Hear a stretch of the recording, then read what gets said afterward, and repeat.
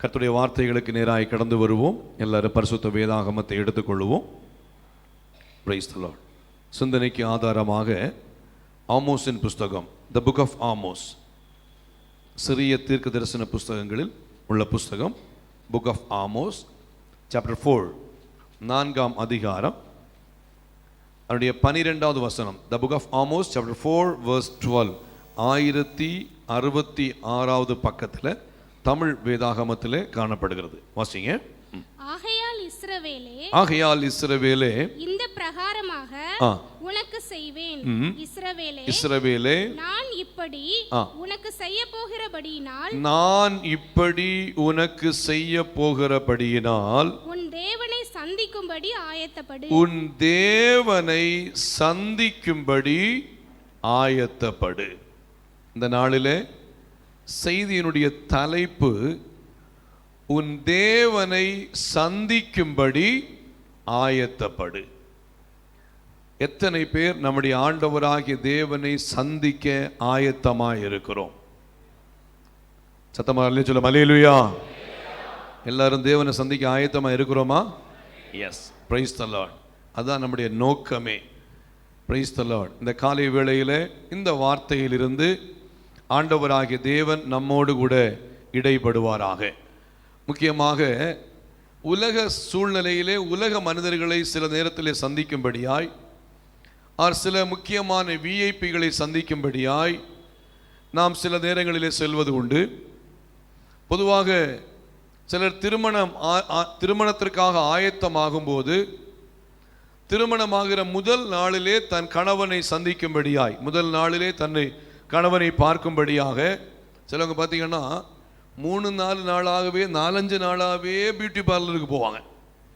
அப்படின்னு சிலர் பார்த்தீங்கன்னா நம்ம வீட்டுக்கு ப்ரேயர் பண்ணுறது போவோம்.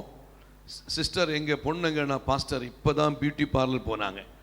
நம்மளும் நினைப்போம் சரி பரவாயில்ல சீக்கிரமாக வந்துடுவாங்க, சரி உட்காந்து பிள்ளை வந்த பிறகு என்ன பண்ணலாம், ஒரு ஜோமெண்ட்டு போகலான்னு ஒரு 2 மணி நேரம் உட்காந்துருப்போம். ஆனால் யாரும் வரமாட்டாங்க. ஏன்னா சந்திப்பதற்கு அவங்க என்ன பண்ணுறாங்க, தன் கணவனை சந்திப்பதற்கு அவர் ஆயத்தமாகறாங்க.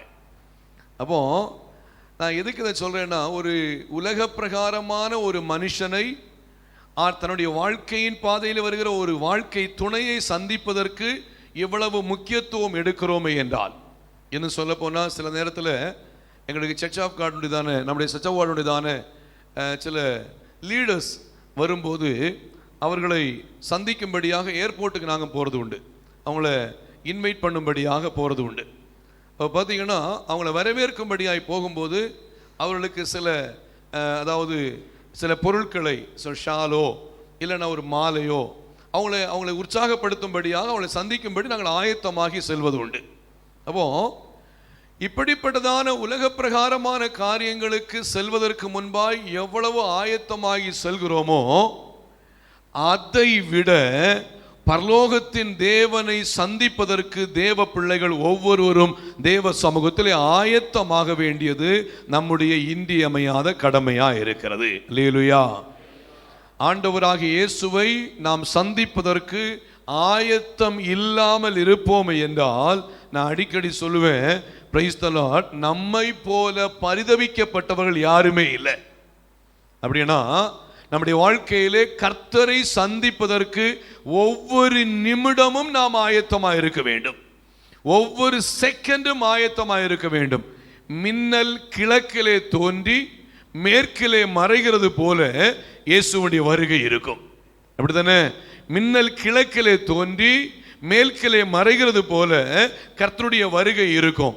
இயேசு எப்போது வருவார் என்று சொல்லி அது கிறிஸ்து ஆண்டவருடைய தேவனுடைய ஆதீனத்திலே காணப்படுகிறது. இந்த உலகத்திலே எந்த மனுஷர்களுக்கும் அது வெளிப்படுத்தி காண்பிக்கப்படவில்லை. ஆனால் ஒன்றை புரிந்து கொள்ள வேண்டும், இயேசு சீக்கிரமாய் வரப்போகிறார். இயேசு வரும்போது அவரை சந்திக்க ஆயத்தமாய் இருக்கிற ஒவ்வொரு தேவ பிள்ளைகளும் பாக்கியவான்கள் என்பதிலே சந்தேகமே இல்லை. அல்லேலூயா, அல்லேலூயா. வாசிங்க சங்கீதங்களின் புஸ்தகம் 96ஆம் சங்கீதம் 13ஆம் வசனத்தில் சங்கீதக்காரன் தீர்க்க தரிசனமாய் சொல்லுகிறார். வாசிங்க. The book of Psalms 96 verse 13 வாசிங்க. அவர் வருகிறார், அவர் அவர் பூமியை நியாயம் தீர்க்க வருகிறார். அவர் பூலோகத்தை நீதியோடும் ஜனங்களை சத்தியத்தோடும் நியாயம் தீர்ப்பார். அல்லேலூயா. ஆண்டவராக இயேசுவுடைய வருகையை குறித்து அவர் சொல்லுகிறார். பாருங்க, சங்கீதக்காரன் இதே போல எக்கச்சக்கமான வசனங்கள் இயேசுவுடைய இரண்டாம் வருகையை குறித்து தெளிவாய் கற்றுக் கொடுத்து கொண்டிருக்கிறது. ஆண்டவராக இயேசுவுடைய இரண்டாம் வருகையை குறித்து வசனங்கள் மிக தெளிவாய் சொல்லப்பட்டிருக்கிறது. அதனுடைய காரியங்களும் நிறைவேற்றப்பட்டு கொண்டிருக்கிற இந்த காலகட்டங்களிலே ஒவ்வொரு தேவ பிள்ளைகளும் ஆண்டவராக இயேசுவை சந்திக்க நாம் ஆயத்தமாய் இருக்க வேண்டும் என்பதிலே தேவ பிள்ளைகள் மறந்து போய்விடக் கூடாது. அல்லேலூயா. நமக்கு நன்றாய் தெரியும், அடிக்கடி கற்றுக் கொடுக்கிற ஒரு விஷயம். மத்தேயு எழுதின சுவிசேஷம் 25ஆம் அதிகாரத்திலே 10 கன்னிகைகள் மணவாளனுடைய வருகைக்காய் காத்திருந்தார்கள். The book of Matthew chapter 25 verse from 1 வாசிக்கும் போது 10 பேர் ஆயத்தமாக இருந்தார்கள். 5 பேர் புத்தி உள்ளவர்கள், 5 பேர் புத்தி இல்லாதவர்கள். வேதத்தில் சொல்லும் போது 10 பேரும் மணவாளனுடைய வருகைக்கு காத்திருக்கும் போது மணவாளன் வர தாமதமானது.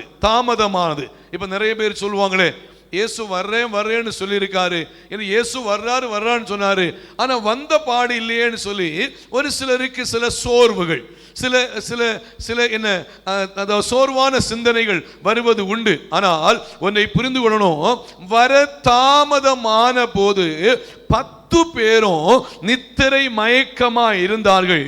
ஆனால் மணவாளன் வருவேன் என்று சொன்னவர் ஏற்ற நாளிலே, ஏற்ற நேரத்திலே, குறித்த நேரத்திலே அவர் தெளிவாய் வந்து விட்டார். அல்லேலூயா. 10 பேரும் தூங்கிட்டு இருந்தாங்க, 10 பேர் நித்திரை மயக்கமா இருந்தாங்க. ஆனால் 5 பேர் ஆயத்தம் உள்ளவளா இருந்தார்கள், 5 பேர் ஆயத்தம் இல்லாமல் இருந்தார்கள். இந்த காலை வேளையிலே கர்த்தருடைய வார்த்தையை கேட்கிற அருமையான தேவனுடைய பிள்ளைகளே, நம்மை நாமே ஒன்று உய்த்து ஆராய்ந்து பார்க்க வேண்டும். நம்முடைய வாழ்க்கையை ஒன்று சோதித்து அறிகிறவளா இருக்க வேண்டும். ஆண்டவராக இயேசு வரும்போது அவரை சந்திக்க நாம் ஆயத்தம் உள்ளவளா இருக்கிறோமா, இல்ல ஆயத்தம் இல்லாதவளா இருக்கிறோமா என்பதை தேவ பிள்ளைகள் ஒன்று நம்மை நாமே ஒன்று உய்த்து ஆராய்ந்து பார்த்து, ஒருவேளை ஆண்டவரை விட்டு தூரமாய், ஆண்டவரை விட்டு வழி விலகி தேவ சித்தத்தை செய்யாதபடிக்கு ஒரு காலத்திலே ஆண்டவருடைய சித்தத்தை செய்து, இந்த காலகட்டங்களிலே ஆண்டவரை விட்டு வழி மாறி தேவனுக்கு பிரியமில்லாத காரியங்களை செய்து, ஒருவேளை விசுவாச குறைவுள்ளவர்களாய் காணப்பட்டு, ஒருவேளை ஆவிக்குரிய வாழ்விலே சோர்ந்து போனவர்களாய் காணப்பட்டு, ஒருவேளை காணப்பட்டு கொண்டிருப்போமே என்று சொன்னால், பரிசுத்த ஆவியானவர் நம்மை தட்டி எழுப்புகிறவராய் இருக்கிறார். இயேசுவின் வருகை அதி சீக்கிரமாய் இருக்கிறது. ஆகையால் ஆயத்தம் உள்ளவர்களாகவே இருக்க வேண்டும் என்று ஆண்டவர் நமக்கு கற்றுக் கொடுக்கிறார். அல்லேலூயா, அல்லேலூயா. ஏன்னா ஆண்டவர் வரும்போது அவனுடைய ஆத்துமாவை அவர் சேர்த்துக் கொள்கிறவராய் இருக்கிறார். இப்ப குடும்பமா சேர்த்துக் கொள்வாங்கன்னு சொன்னா, குடும்பத்தில் ஒரு 4 பேர் இருந்தா ஒரு 2 பேர் ஜெபிக்கிறவங்க, 2 பேர் பாட்டு பாடுறவங்க, 2 பேர் தேவனை ஆராதிக்கிறவங்க, 2 பேர் தேவனை ஆராதிச்சுட்டு பரிசுத்தமாய் தேவனை துதிக்கிறவங்க 2 பேர் இருந்தா மற்ற 2 பேரையும் சேர்த்து கொண்டு போவான்னு சொல்ல முடியும். அப்படி அல்ல.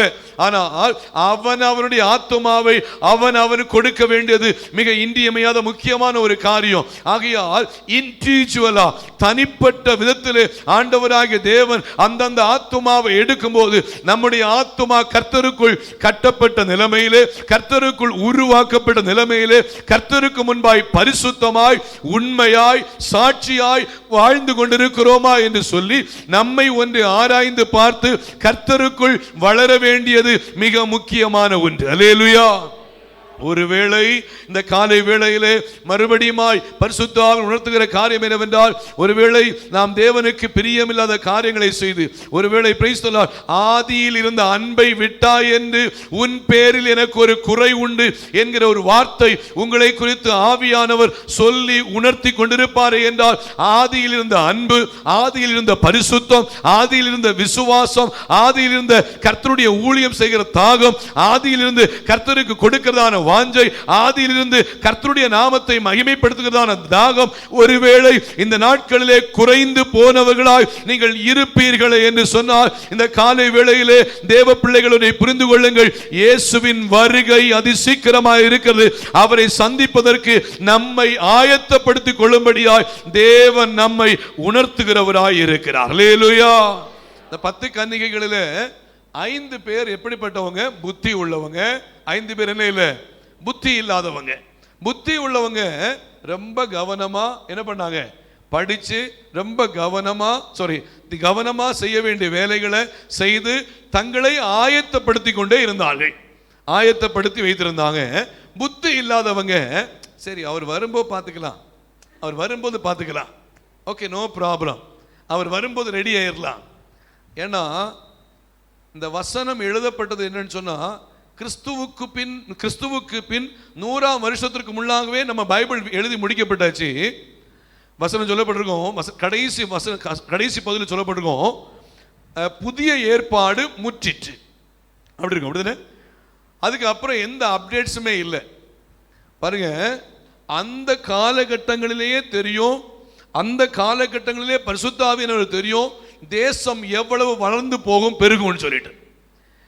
அதனால வசனம் சொல்லுது பாருங்க, மின்னல் கிழக்கிலே தோன்றி மேற்கிலே மறைகிறது போல என்னுடைய வருகை இருக்கும்னு சொல்றார்.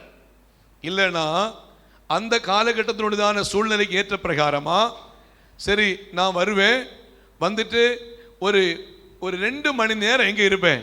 நான் எருசலேமில் இருப்பேன், இந்த ஒலிவ மலையில் நிற்பேன்.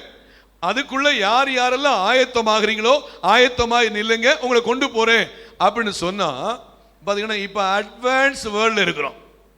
அப்படின்னே இங்கே ஒரு மெசேஜை டைப் பண்ணோன்னு சொன்னா இயேசு வந்துட்டாரு அப்படின்னு சொல்லிட்டு எல்லாரும் ஆயத்தமாகன்னு சொன்னா வேர்ல்டுக்கே போற அளவுக்குள்ளதான அட்வான்ஸ் லெவலில் நம்ம இருக்கிறோம். பாருங்க, அப்போ உடனே ஆயத்தமாகி நம்ம போறதுக்கான வாய்ப்பு நமக்கு கிடைச்சிருக்கும். அதனாலதான் ஆண்டவர் நம்மை பரிசுத்தம் உள்ளவர்களாகவே வைத்திருக்க வேண்டும். இப்படிப்பட்ட அட்வான்ஸான வேர்ல்டுக்குள்ள மாறப்படும் என்பதற்காக தான் பரிசுத்த ஆவியானவர் அன்றே கற்றுக் கொடுத்தார். மின்னல் கிழக்கிலே தோன்றி வானத்திலே மேற்கிலே மறைகிறது போல செகண்ட்ல ஆண்டவராக இயேசுவுடைய வருகை இருக்கும் என்பது வேதம் தெளிவாய் சொல்லுகிறது. அல்லேலூயா. சோ நான் என்ன கற்றுக் கொடுக்கிறேன், நமக்கு நேரமே இருக்காது. ஆயத்தம் உள்ளவர்கள் அவரோடு கூட சேர்த்துக் கொள்ளப்படுவார்கள், ஆயத்தம் இல்லாதவர்கள் கைவிடப்பட்டு போவார்கள். அந்த வசனத்தை வாசிங்க, 25ஆம் அதிகாரம் 1ஆம் வசனத்திலிருந்தே வாசிங்க. Praise the Lord. அப்பொழுது பரலோக ராஜ்யம் தங்கள் தீவெட்டிகளை பிடித்துக்கொண்டு மணவாளனுக்கு எதிர்கொண்டு போக புறப்பட்ட 10 கன்னிகைகளுக்கு ஒப்பாயிருக்கும். அவர்களில் 5 பேர் புத்தி உள்ளவர்களும் 5 பேர் புத்தி இல்லாதவர்களுமாய் இருந்தார்கள். புத்தி இல்லாதவர்கள் தங்கள் தீவெட்டிகளை எடுத்துக்கொண்டு போனார்கள், எண்ணெயையோ கூட கொண்டு போகவில்லை. புத்தி உள்ளவர்கள் தங்கள் தீவெட்டிகளோடும் கூட தங்கள் பாத்திரங்களில் எண்ணெயையும் கொண்டு போனார்கள். மணவாளன் வர தாமதித்த போது அவர்கள் எல்லாரும் நித்திரை மயக்கமடைந்து தூங்கிவிட்டார்கள். எத்தனை பேர் தூங்கினாங்க? எத்தனை பேர்? சிலவங்க பார்த்தீங்கன்னா 5 பேர் தூங்கினாங்க, 5 பேர் விழிச்சிருந்தாங்கன்றாங்க. நான் சில கிளாஸ்ல எல்லாம் எடுக்கும்போது நான் கேட்பேன், எத்தனை பேர் தூங்கினாங்க? உடனே பாஸ்டர் 5 பேரை விடுவாங்க. நிறைய பேருக்கு என்னன்னா அப்படி கற்று வச்சிருக்காங்க, சில போதிக்கப்பட்ட விதங்கள் கூட அப்படி இருக்கலாம். ஆனா 10 பேரும் தூங்கினாங்க. அவர்கள் எல்லாரும் நித்திரை மயக்கமாய் தூங்கினார்கள். வாசிங்க. நடுராத்திரியிலே இதோ மணவாளன் வருகிறார், அவருக்கு எதிர்கொண்டு போக புறப்படுங்கள் என்கிற சத்தம் உண்டாயிற்று. அப்பொழுது அந்த கன்னிகைகள் எல்லாரும் எழுந்திருந்து தங்கள் தீவெட்டிகளை ஆயத்தப்படுத்தினார்கள். புத்தி இல்லாதவர்கள் புத்தி உள்ளவர்களை நோக்கி, உங்கள் எண்ணெயில் எங்களுக்கு கொஞ்சம் கொடுங்கள், எங்கள் தீவெட்டிகள் அணைந்து போகிறதே என்றார்கள். புத்தி உள்ளவர்கள் பிரதியுத்தரமாக, அப்படி அல்ல, எங்களுக்கும் உங்களுக்கும் போதாமல் இராதபடி நீங்கள் விற்கிறவர்களிடத்திற்கு போய் உங்களுக்காக வாங்கி கொள்ளுங்கள் என்றார்கள். அப்படியே அவர்கள் வாங்க போன போது மணவாளன் வந்து விட்டார். ஆயத்தமா தூரமாய் இருந்தவர்கள் அவரோட கூட கல்யாண வீட்டுக்குள் பிரவேசித்தார்கள். கதவும் அடைக்கப்பட்டது. பின்பு மற்ற கன்னிகைகளும் வந்து, ஆண்டவரே ஆண்டவரே, எங்களுக்கு திறக்க வேண்டும் என்றார்கள். அதற்கு அவர் உங்களை அறியேன் என்று மெய்யாகவே உங்களுக்கு சொல்லுகிறேன் என்றார். அல்லேலூயா. கைவிடப்பட்டுட்டோம்னா எவ்வளவுதான் கத்துனாலும் கதறினாலும் சொல்லப்பட்டிருக்கு உங்களை அறியேன். ஆகையால் ஒவ்வொரு நாளும் ஒவ்வொரு செகண்ட் பை செகண்டா ஆண்டவராகிய இயேசுவுடைய வருகைக்காக நாம் ஆயத்தமாக வேண்டும். இயேசுவை சந்திக்க ஒவ்வொரு தேவ பிள்ளைகளும் ஆயத்தமாக இருக்க வேண்டும் என்பது சபையில் அறிவிக்கப்பட்டு கொண்டே இருக்கிறது. அல்லேலூயா. சபை ஆயத்தமாகி கொண்டிருக்கணும். ஒவ்வொரு நாளும் ஆயத்தமாக இருக்க வேண்டும். சபை ஒவ்வொரு நாளும் ஆண்டவராகிய இயேசு வரும்போது அவரோடு கூட சேர்த்து கொள்ளப்படுவதற்கு சபை ஆயத்தமாக இருக்க வேண்டும் என்று சபைக்கு இப்படிப்பட்ட செய்திகள் கொடுக்கப்பட்டு கொண்டிருக்கிறது. ஏனென்றால் தேவ பிள்ளைகள் சபையினுடைய நோக்கமே மணவாளன் வரும்போது மணவாட்டியாகிய திருச்சபை எடுத்துக்கொள்ளப்பட வேண்டும். அல்லேலூயா. வேற எதுவும் நோக்கம் இல்லை. நீங்க நம்ம சபைக்கு வரும்போது சபையில வந்தீங்கன்னா உங்களுக்கு கார் கிடைக்கும், ஒரு பைக் கிடைக்கும், ஒரு வீடு கிடைக்கும், ஒரு நன்மையான காரியம் கிடைக்கும், நல்ல படிப்பு கிடைக்கும், நல்ல வேலை கிடைக்கும், நல்ல உயர்ந்த பகுதியில் போவீங்க. இந்த காரியங்கள் எல்லாம் இந்த உலக பிரகாரமான ஆசீர்வாதங்களை கர்த்தர் கொடுப்பது உண்மைதான். சில போராட்டங்கள், சில சோதனைகள், பாடுகளும் வருவது உண்மைதான். இது எல்லாம் இந்த உலகத்தோடு நின்று விடுகிறது. ஆனால் தேவ பிள்ளைகள் ஒன்றை புரிந்து கொள்ள வேண்டும். ஆண்டவராகிய இயேசு வரும்போது நாம் அவரோடு கூட சேர்த்துக் கொள்ளப்படும் போது இவைகளை எல்லாம் விட்டுவிட்டு தேவனோடு யுக யுகமாய் சந்தோஷமாய் இருக்கும்படியாகவே நாம் தேவனை சந்திக்க ஒவ்வொரு தேவ பிள்ளைகளும் நாம் ஆயத்தமாக வேண்டும். அல்லேலூயா. சத்தம் சொல்லுங்க. அல்லேலூயா. அல்லேலூயா. கர்த்தர் நல்லவர். Price the Lord. நம்முடைய சபையிலே சில மரணங்கள் ஏற்படும் பொழுது, சில மரணங்கள் ஏற்படும் போது நிச்சயமாய் மரணங்கள் நம்மை மிகுந்த வேதனையின் பாதையிலே கொண்டு செல்லும். மரணங்கள் ஏற்படும் போது சிலருடைய மரணங்கள் பார்த்தீங்கன்னா ஆவிக்குரிய பாதையில் ரட்சிக்கப்பட்டு கர்த்தருக்குள்ள இருந்து கர்த்தருக்குள் களி கூர்ந்து கர்த்தரை மகிமைப்படுத்தி கர்த்தருக்குள் பரிசுத்தமாய் மரித்த ஒரு சில தேவ பிள்ளைகள் உண்மையாகவே அவர்களை மறக்கவே முடியாது. பாருங்க, அவருடைய மரணங்கள் நமக்கு மிகுந்த ஒரு வேதனைக்குள்ளே காணப்பட்டாலும் ஒன்றை புரிந்து கொள்ள வேண்டும். கர்த்தர் அவர்களை ஏற்கனவே ஆயத்தப்படுத்தி நம்முடைய சமூகத்திலே சேர்த்து வைத்திருக்கிறார். அல்லேலூயா. அப்போ முந்தினவர்கள் பாக்கியவான்கள். அப்போ பாருங்க, அவங்களுடைய வாழ்க்கையிலே மரணம் அவர்கள் மரணித்து முன்பாகவே அவர்கள் சென்றாலும் சரி, தேவ பிள்ளைகள் சபை தன்னுடைய திட்டத்தை நிறைவேற்றி கொண்டிருக்கிறது. உண்மையாகவே நான் அப்படிப்பட்ட சூழ்நிலை கர்த்தருக்குள்ளே விசுவாசமாய் வைராக்கியமாய் உண்மையாய் பரிசுத்தமாய் வாழ்ந்து இவர்கள் கர்த்தருக்குள் மரித்திருக்கிறார்கள் என்கிற நிச்சயம் உண்டாகும் போது உண்மையாகவே பரலோகமும் சந்தோஷிக்கிறது. ஒருவேளை சபைக்கு துக்கமான ஒரு காரியமா இருந்தாலும் சரி, சபை தன்னுடைய வேலையை ஒழுங்காய் செய்து கொண்டிருக்கிறது என்பதை நான் அதிகமாய் புரிந்து கொள்வேன். நிச்சயமாய் கர்த்தர் நம் ஒவ்வொருவரையும் கிருபையாய் நடத்தி அவருடைய சமூகத்திலே சேர்த்துக் கொள்வாராக. அல்லேலூயா. வாசிங்க, அதில் ஒரு வேத பகுதியை வாசிங்க. 1 தெசலோனிக்கேயரின் புஸ்தகம் 4ஆம் அதிகாரம் 14ஆம் வசனம் முதல் வாசிங்க. 1 தெசலோனிக்கேயர் 4ஆம் அதிகாரம் 14 முதல் வாசிங்க. The book of 1 Thessalonians chapter 4 verse 14 to 17 வாசிங்க. இயேசுவானவர் மரித்து பின்பு எழுந்திருந்தார் என்று விசுவாசிக்கிறோமே. அப்படியே இயேசுவுக்குள் நித்திரை அடைந்தவர்களையும் தேவன் அவரோடே கூட கொண்டு வருவார். எவ்வளவு வண்டர்ஃபுல்லா இருக்கு பாருங்க. இயேசுவுக்குள் நித்திரை அடைந்தவர்களையும் தேவன் அவரோட கூட கொண்டு வருவார். அப்படின்னா எவ்வளவு ஒரு ஹாப்பியஸ்ட் மூமெண்ட் பாருங்க. எவ்வளவு ஒரு சந்தோஷமான ஒரு காரியம். அதான் முந்தினவர்கள் பாக்கியவான்கள். இயேசுவுக்குள் நித்திரை அடைந்தவர்களை அவரோடு கொண்டு வருவார். வாசிங்க. கர்த்தருடைய வார்த்தையை முன்னிட்டு நாங்கள் உங்களுக்கு சொல்லுகிறதாவது கர்த்தருடைய வருகை மட்டும் உயிரோடு இருக்கும் நாம் நித்திரை அடைந்தவர்களுக்கு முந்திக் கொள்வதில்லை. ஏனெனில் கர்த்தர் தாமே ஆரவாரத்தோடும் பிரதான தூதனுடைய சத்தத்தோடும் தேவ எக்காலத்தோடும் வானத்திலிருந்து இறங்கி வருவார். அப்பொழுது கிறிஸ்துவுக்குள் வண்டர்ஃபுல் வேர்ட் பாருங்க, கிறிஸ்துவுக்குள் மரித்தவர்கள் முதலாவது எழுந்திருப்பார்கள். வசனம் சொல்லுது கிறிஸ்துவுக்குள் மரித்தவர்கள் அப்படின்னு சொன்னா கிறிஸ்துவுக்குள் வாழ்ந்தவர்கள், கிறிஸ்துவுக்குள் ஜீவித்தவர்கள், கிறிஸ்துவுக்குள் பரிசுத்தமாய் இருந்தவர்கள், கிறிஸ்துவுக்குள் சாட்சியாய் வாழ்ந்தவர்கள், கிறிஸ்துவுக்குள் பரிசுத்தமாய் இந்த உலகத்தில் நின்றவர்கள் முதலாவது எழுந்திருப்பார்கள். பின்பு உயிரோடு இருக்கும் நாமோ கர்த்தருக்கு எதிர்கொண்டு போக அவரை சந்திக்க மேகங்கள் மேல் அவர்களோட கூட ஆகாயத்தில் எடுத்துக்கொள்ளப்படுவோம். அப்படின்னா கிறிஸ்துவுக்குள் மரித்தவர்கள் முதலாவது எழுந்திருப்பார்கள். அல்லேலூயா. எசேக்கியேல்ல சொல்லப்பட்டிருக்கு, பூமியின் தூளில் இருந்து அவர்களை நான் எழும்ப பண்ணுவேன். பூமியின் தூளில் இருந்து எழும்ப பண்ணுகிறவர் நம்முடைய ஆண்டவராகிய தேவன். அப்படியானால் இந்த காலை வேளையிலே தேவ பிள்ளைகள் ஒன்றை புரிந்து கொள்ள வேண்டும். இயேசுவை சந்திக்க நாம் எவ்வளவு ஆயத்தப்பட முடியுமோ, நாம் எவ்வளவு பரிசுத்தமாக்கப்பட முடியுமோ, நாம் அவ்வளவு பரிசுத்தமாக்கப்படுவோமே என்று சொன்னால் நிச்சயமாக இயேசு வரும்போது அவரோடு கூட சேர்த்து கொள்ளப்பட கர்த்தர் நமக்கு உதவி செய்கிறவராக இருக்கிறார். இன்னொரு வசனத்தை கூட உங்களுக்கு இதுக்கு இன்ட்ரோடக்ஷன் சொல்லி முடிக்க விரும்புகிறேன். வாசிங்க அப்போஸ்தலர் நடபடிகளின் புஸ்தகம் 1ஆம் அதிகாரம், the book of Acts. அப்போஸ்தலர் நடபடிகளின் புஸ்தகம் chapter 1 9ஆம் வசனத்திலிருந்து வாசிங்க. verse from 9 வாசிங்க. இவர்களை அவர் சொன்ன பின்பு அவர்கள் பார்த்து கொண்டிருக்கையில் உயர எடுத்துக்கொள்ளப்பட்டார். வாசிங்க. அவர்கள் கண்களுக்கு மறைவாக ஒரு மேகம் அவரை எடுத்துக்கொண்டது. இயேசுவை ஒரு மேகம் எடுத்துக்கொண்டது. அவர் போகிற போது அவர்கள் வானத்தை அண்ணாந்து பார்த்து கொண்டிருந்தார்கள். இதோ வெண்மையான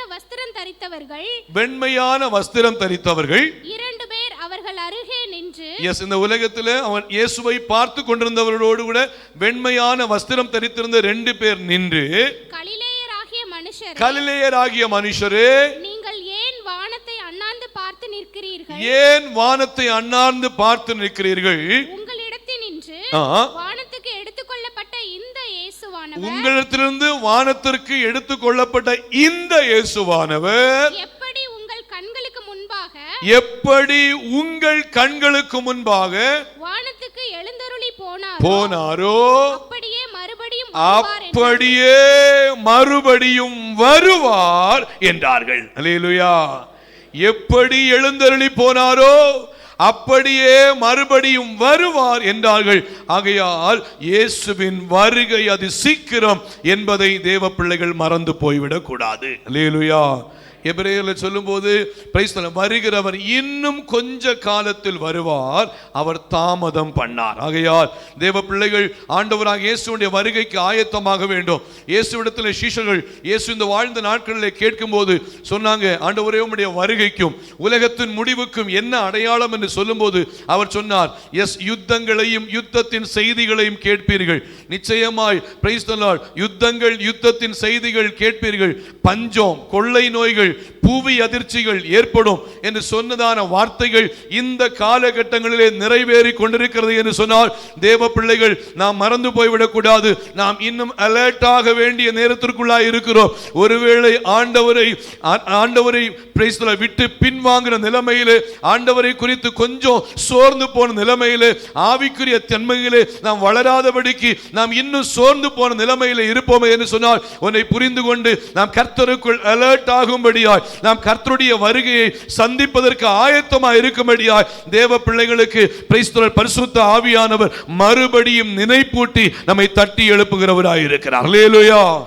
இந்த பரிசுத்த ஆண்டவராக இயேசு வரும்போது அவரோடு கூட சேர்த்து கொள்ளப்பட வேண்டுமே என்று சொன்னால் நாம் என்ன செய்ய வேண்டும் என்று அநேக காரியங்கள் உண்டு. அவைகளில் ஒரு 3 காரியங்களை உங்கள் மத்தியில் சுருக்கமாய் வைத்து கர்த்தருடைய வார்த்தையை நிறைவு செய்யும்படியாய் விரும்புகிறேன். முதலாவதாக வாசிங்க, praise the lord, the book of Romans. Praise the lord. ரோமருக்கு எழுதின நிருபம் 10ஆம் அதிகாரம். முதலாவது ரோமருக்கு எழுதின நிருபம் 10ஆம் அதிகாரம் 9-10 வசனங்களை வாசிங்க. ரோமர் 10ஆம் அதிகாரம் 9-10 வாசிங்க. என்னவென்றால் கர்த்தராகிய இயேசுவை நீ உன் வாயினாலே அறிக்கையிட்டு தேவன் அவரை மரித்தோரிலிருந்து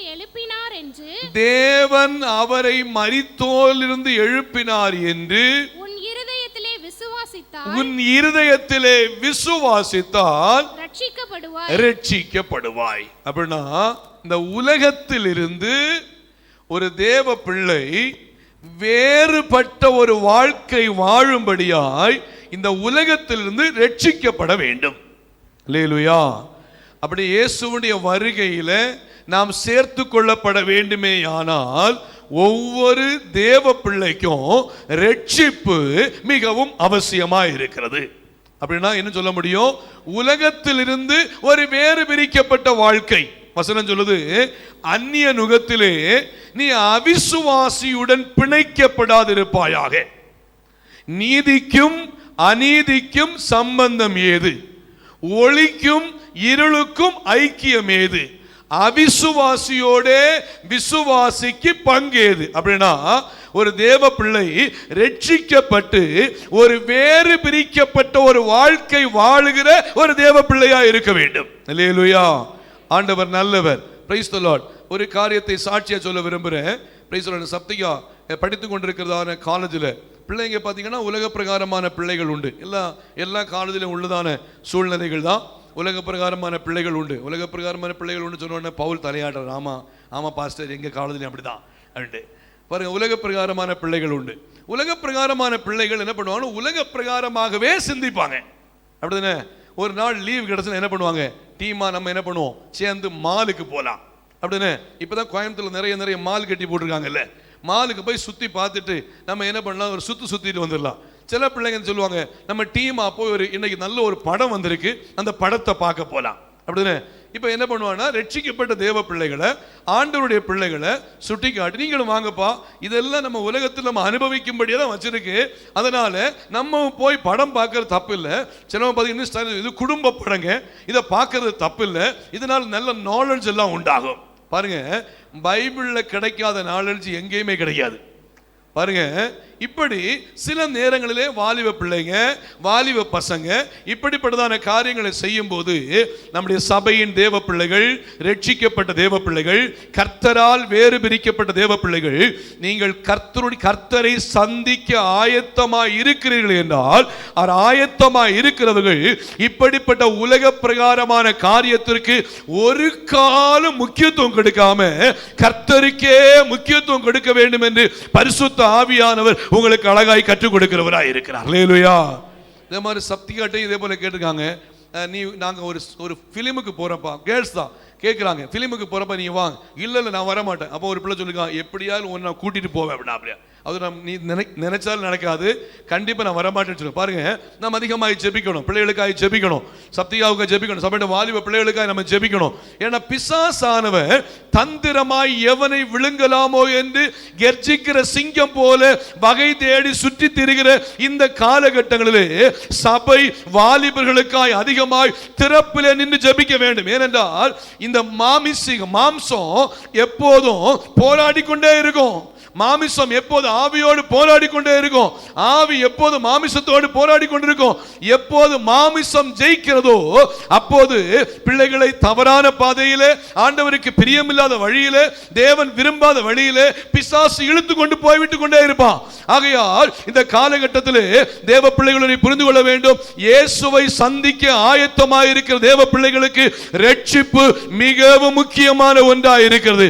ரட்சிக்கப்பட்ட ஒரு தேவ பிள்ளை ஆண்டவராக இயேசுவை சொந்த இரட்சகராக ஏற்றுக்கொண்டு தன் வாயினாலே அறிக்கையிட்ட ஒரு தேவ பிள்ளை ஒரு காலம் ஆண்டவருடைய சமூகத்தை விட்டு பின்வாங்கி போய்விடக் கூடாது. ஒருவேளை மறைமுகமாக, ஒருவேளை பெற்றோருக்கு தெரியாம, ஒருவேளை குடும்பத்துக்கு தெரியாம, ஊழியருக்கு தெரியாம, விசுவாச மக்களுக்கு தெரியாம நான் இங்க போயிட்டு வந்தேன்னு சொல்லி ஒருவேளை நீங்கள் இருதயத்தில் சந்தோஷப்படலாம். ஆனால் பரிசுத்த ஆவியானவர் எல்லாவற்றையும் கவனித்துக் கொண்டிருக்கிறார். நாம் செல்லுகிற வழிகள், நாம் போகிற வழிகள், நாம் பேசுகிற வார்த்தைகள், நாம் சிந்திக்கிற காரியங்கள் எல்லாவற்றையும் பரிசுத்த ஆவியானவர் தெளிவாய் கவனிக்கிறார் என்கிற பயம் நமக்குள்ளே இருக்குமே என்றால், ஆண்டவர் என்னை எந்த இடங்களில் நான் சென்றாலும் இயேசு என்னை பார்த்து கொண்டிருக்கிறார் என்கிறதான ஒரு பயம் ஒரு தேவ பிள்ளையுடைய வாழ்க்கையில் இருக்குமே என்றால், ரட்சிக்கப்பட்ட தேவ பிள்ளைகள் ஒரு வேறு பிரிக்கப்பட்ட அனுபவத்தில் அவர்கள் வாழ்ந்து கொண்டே இருப்பார்கள். அல்லேலூயா, அல்லேலூயா. கர்த்தரை குறித்த பயம் அவர்களுக்கு உண்டாகும். கர்த்தரை குறித்தான ஒரு வைராக்கியம் உண்டாகும், கர்த்தரை குறித்த ஒரு சாட்சி உள்ள ஒரு வாழ்க்கை உண்டாகும். உலகம் எப்படி போனாலும் பரவாயில்லை, நான் என் இயேசுவை சந்திக்கும்படியாய் ஆயத்தமாகி நான் ரட்சிக்கப்பட்டிருக்கிறேன் என்று சொல்லி உண்மையான ரட்சிப்பின் அனுபவத்தை பெற்றுக்கொண்ட ஒரு தேவ பிள்ளை ஒரு காலம் ஆண்டவரை விட்டு பின்வாங்கி போக மாட்டாங்க. முன் வைத்த காலை பின் வைக்க மாட்டாங்க. கர்த்தருக்குள் முன்னேறி செல்கிறவர்களா இருப்பாங்க. வேறுபாட்டின் அனுபவத்தில் வந்தவர்கள் வேறுபாட்டின் அனுபவத்தை விட்டு மாறி போக மாட்டாங்க. கர்த்தருக்கு முன் உறுதியாயிருப்பார்கள். அல்லேலூயா, சத்தம் அல்லேலூயா. நம்ம கவனமா நம்ம பார்க்க வேண்டிய விஷயம், இந்த நாட்களில் சத்துருவானவன் பயங்கரமா போராடி கொண்டிருக்கிற இந்த காலகட்டங்களிலே கூடுமானவரை ரட்சிக்கப்பட்டவர்களையும் வஞ்சிக்கிற காலத்திலே நாம் இருக்கிறோம். தேவ பிள்ளைகள் இதற்காய் அதிகமாய் ஜெபிக்க வேண்டும். அல்லேலூயா. ஏன்னா இந்த நாட்களில் சில ஊழியக்காரங்க, கோயம்புத்தூர்ல உள்ள ஒரு ஊழியக்காரர் கூட, நீங்க விரும்பினீங்கன்னா வாங்க மத்தியானத்துக்கு பிறகு நாங்க என்ன படத்துக்கு போறோம்ன்றாங்க. ஒரு ஊழியக்காரரு விசுவாசியை கூட்டிட்டு எங்க போறாங்க? கேள்விப்பட்டிருக்கீங்களா? கேள்விப்படலாம் யாருன்னு சொல்லி அப்புறம் தனியா கேளுங்க, நான் சொல்லி தரேன். பாருங்க, ஒரு ஊழியக்காரர் விசுவாசிகளை கூட்டி எங்க போறாரு? படத்துக்கு போறாரு. அப்ப வாலிப பசங்களுக்கு, வாலிப பிள்ளைகள் எப்படி இருக்கும்? பாஸ்டரே கூட்டிட்டு போறாரு, அப்ப நம்ம போறது தப்பு இல்லை. அவரே விளங்காம போறாரு. அப்போ கூடவே ஒரு கூட்டத்தை என்ன பண்றாரு? கடைசி நாட்களில் இப்படிப்பட்டதான கொடூரமான செயல்கள் நடைபெறும். சபை இப்படிப்பட்ட விஷயத்தில் ஜாக்கிரதையா இருக்க வேண்டும். அல்லேலூயா. இன்னும் கொடூரமான காரியங்கள் நடக்கும், கொடூரமான விஷயங்கள் வரும். நான் எதுக்கு சொல்றேன்னு சொன்னா, இயேசு வரும்போது பிசாசு எவ்வளவு போராட முடியுமோ, அவன் பக்கத்தில் எவ்வளவு ஜனங்களை இழுக்க முடியுமோ, கூடுமானவரை ரட்சிக்கப்பட்டவர்களை எவ்வளவு இழுக்க முடியுமோ, அவன் தந்திரமாய் இழுக்கிற சூழ்நிலைக்குள்ள இருக்கும்போது ரட்சிக்கப்பட்டு இயேசுவின் அன்பை பெற்றுக்கொண்ட தேவ பிள்ளைகள் நாம் கர்த்தருக்குள் உறுதியாயிருந்தால் நிச்சயமாய் நாம் பாக்கியவான்களாய் இருப்போம். அல்லேலூயா. ரட்சிப்பு என்பது மிக முக்கியமான ஒன்று. உண்மையான ரட்சிப்பை ஒரு மனுஷன் பெற்றுக்கொண்டானே என்றால், ஒரு உண்மையான ரட்சிப்பை பெற்றுக்கொண்டு தன் வாயினால் இயேசுவை அறிக்கையிட்டு இயேசுதான் மெய்யான தேவன் என்று சொல்லி ஒரு மனுஷன் ஏற்றுக்கொண்டு ரட்சிக்கப்பட்டு விட்டானே என்று சொன்னால் நிச்சயமாய் அவர்களோடு கூட கர்த்தர் இருந்து அவர்களை பாதுகாக்க கர்த்தர் போதுமானவராய் இருக்கிறார். அல்லேலூயா. ஆனா அதே வேளையில் அவங்க திரும்ப திரும்ப ஆண்டவருக்கு பிரியமில்லாத பாதையில் போக நினைச்சா அவர் விட்டுருவாரு. நீங்கள் என்னை தேடினால் கண்டடைவீங்க, நீங்க என்னை விட்டுட்டீங்கன்னா நானும் உங்களை விட்டுருவேன் சொல்றாரு. ஆகையால் தேவ பிள்ளைகள், ரட்சிக்கப்பட்ட தேவ பிள்ளைகள், முக்கியமாய் வாலிபர்களுக்கு சொல்லுகிறேன், அருமையான தேவனுடைய பிள்ளைகளே, உங்களுடைய ஆவிக்குரிய வாழ்வை கெடுக்க, உங்கள் பரிசுத்த ஜீவிதத்தை கெடுக்க சிலர் தந்திரமாய் யோசனை செய்து உங்களுடைய வாழ்க்கையின் பாதையிலே உங்களுடைய ஆவிக்குரிய தன்மையை கெடுக்கும்படியாய் முயற்சிக்கும் போது அவைகளை ஜெயித்து இயேசுவை சந்திக்க நீங்கள் ஆயத்தமாக வேண்டும். அல்லேலூயா. சில வாலிப பசங்க பார்த்தீங்கன்னா இதுக்குன்னு எல்லாம் ஒரு டே வச்சிருக்காங்க, இந்த லவ்வர்ஸ் டே. பார்த்தீங்கன்னா ரீசெண்டாக தான் போச்சுன்னு சொல்லி கேள்விப்பட்டேன். பாருங்க, இந்த நாட்களில் இதுக்கு பார்த்தீங்கன்னா வேர்ல்டு எந்த அளவு கொடூரமாக போயிட்டு இருக்கு. சில ட்ரெஸ்ஸிங் கலர்ஸ் எல்லாம் சொல்லுவாங்களா, இந்த ட்ரெஸ் போட்டு வந்தால் அவங்க என்னன்னா என்ன சொல்லுது, லவ்வராக இருக்காங்கன்னு அர்த்தம். இந்த கலர் போட்டு வந்தால் நான் யாரையும் நான் லவ் பண்ணலன்னு அர்த்தம். இந்த கலர் போட்டு வந்து நாங்கள் மேரேஜ் பண்ணுறேன், எப்படி சம்திங் டிஃப்ரெண்ட். பட் எனக்கு அது தெளிவாக தெரியல. நான் ஒன்று எதுக்காக சொல்கிறேன்னா, இப்படி கொடூரமான செயல்கள் தேசத்திலே சென்று கொண்டிருக்கும் போது பிரைஸ்தல முக்கியமாய் வாலிப வாலிபர்களை சூறையாடும்படியாய் பிசாசு சிந்திக்கும் போது தேவ பிள்ளைகள், வாலிபர்கள் கர்த்தருக்குள் ஐக்கியப்பட்டு கர்த்தரை சார்ந்து நீங்கள் கர்த்தருக்குள் கட்டப்பட்டவர்களாக இருப்பீங்கன்னு சொன்னா நிச்சயமாய் கர்த்தர் உங்களை எடுத்து வல்லமையாய் பிரயோஜனப்படுத்துவார். அல்லேலூயா. கர்த்தருக்காய் பிரயோஜனப்பட்ட அநேக வாலிப மிஷனரிஸ் இருக்காங்க. கர்த்தருக்காய் பிரயோஜனப்பட்ட அநேக வாலிபர்கள், எஸ் பிரைஸ் தி லார்ட், அநேக தேவ பிள்ளைகள் இருக்கிறார்கள். கர்த்தர் உங்களையும் ஒரு விசேஷித்த பாத்திரமாய் உபயோகப்படுத்த வேண்டுமே என்றால் இந்த வாலிப நாட்களிலே நீங்கள் கர்த்தருக்காய் பயன்பட வேண்டும் என்று சொல்லி பிரைஸ் தி லார்ட் தேவன் வைத்திருக்கிற திட்டம் நிறைவேற்றப்பட வேண்டுமே என்று சொன்னால் நீங்கள் கர்த்தரை சந்திக்க ஆயத்தப்பட்டு உங்களை பரிசுத்தமாய் காத்துக்கொள்ள வேண்டும் என்று தேவன் விரும்புகிறவராய் இருக்கிறார். அல்லேலூயா. இந்த ரட்சிப்புன்னு சொல்லி வரும்போது 3 வகையில், ஒன்று பாஸ்ட், ரெண்டாவது பிரசன்ட், மூன்றாவது ஃபியூச்சர். நமக்கு இங்கிலீஷ் கிளாஸில் போனால் சொல்லிக் கொடுப்பாங்க past tense and present tense and future tense. அதே போல் பாஸ்ட் டென்ஸ்னு சொன்னால் என்ன விஷயம்னா, கர்த்தராகிய இயேசு கிறிஸ்துவை விசுவாசி, அப்பொழுது நீயும் உன் வீட்டாரும் ரட்சிக்கப்படுவீர்கள். நம்ம ரட்சிக்கப்பட்டுட்டோம். This is a past tense. Present tense சொன்னா அனுதினமும் கர்த்தருக்குள் நாம் ரட்சிக்கப்பட்டு கொண்டே இருக்க வேண்டும். நான் ரட்சிக்கப்பட்டாச்சு, இனி பிசாசு எனக்கு விரோதமா போராட மாட்டான், பிசாசு என்ன தொட மாட்டான், அப்படி இல்லை. ஒவ்வொரு நாளும் கர்த்தருக்குள் நாம் அதிகமாய் ஜெபித்து ஆயத்தமாகி நாம் ரட்சிக்கப்பட்டு கொண்டே இருக்க வேண்டும். ஒவ்வொரு நாளும் பாதுகாக்கப்பட்டு கொண்டே இருக்க வேண்டும். அதை குறித்து பிரைஸ் தி லார்ட் ஒரே ஒரு வசனத்தை நீங்க வாசிங்க. Praise the Lord. The book of சங்கீதங்களின் புஸ்தகம் 12ஆம் அதிகாரம் 1ஆம் வசனம் வாசிங்க. Praise the Lord. சங்கீதம் 12:1 வாசிங்க. ரட்சியும் கர்த்தாவே, பக்தி உள்ளவன் அற்று போகிறான். இவர் சொல்றாரு ரட்சியும் கர்த்தாவே, பக்தி உள்ளவன் அற்று போகிறான். ஏன்னா பக்தியா இருக்கிறவனை கூட பிரைஸ் தி லார்ட் இந்த ரட்சிப்பை விட்டு தூரமாய் கொண்டு போகும்படியாய் பிசாசு இந்த நாட்களில் தந்திரமான காரியங்களை செய்து கொண்டிருக்கிறது. அநேக குடும்பங்களிலே குழப்பங்களை ஏற்படுத்தி கொண்டு, அநேக குடும்பங்களிலே சமாதான குறைவை ஏற்படுத்தி கொண்டு, பிரைஸ் தி லார்ட் இந்த காலகட்டங்களிலே பக்தி உள்ளவன் கூட அற்று போகிற அளவிற்கு, ரட்சிப்பிலிருந்து வழி விலகி போகிற அளவிற்கு பலவிதமான தந்திரங்களை பிசாசு செய்து கொண்டிருக்கிற இந்த காலகட்டங்களிலே, இந்த பிரசன்ட் டேஸ்ல நம்முடைய ரட்சிப்பை விட்டு வழி விலகி போகாதபடிக்கு ஒவ்வொரு நாளும் அந்த ரட்சிப்பிலே நிலைத்திருக்க வேண்டும் என்று ஆண்டவர் விரும்புகிறவராய் இருக்கிறார். அல்லேலூயா, சத்தம் அல்லேலூயா. அப்போ பாஸ்ட் டென்ஸ் நம்ம ரட்சிக்கப்பட்டுட்டோம், ரட்சிக்கப்படாத சொல்ல முடியும், ரட்சிக்கப்பட்டு சொல்ல முடியும், ரட்சிக்கப்பட்டுட்டோம். இரண்டாவதாக ஒவ்வொரு நாளும் நாம் ரட்சிக்கப்பட்டு கொண்டே இருக்க வேண்டும். அல்லேலூயா. பாவத்திற்கு ஒவ்வொரு நாளும் விலகி ஓடி நாம் ரட்சிக்கப்பட்டு கொண்டிருக்கணும். இன்னொரு வசனத்தை வாசிங்க. சங்கீதங்களின் புஸ்தகம் 7ஆம் அதிகாரம் 1ஆம் வசனம் வாசிங்க. சங்கீதங்களின் புஸ்தகம் 7ஆம் அதிகாரம் 1ஆம் வசனம் வாசிங்க.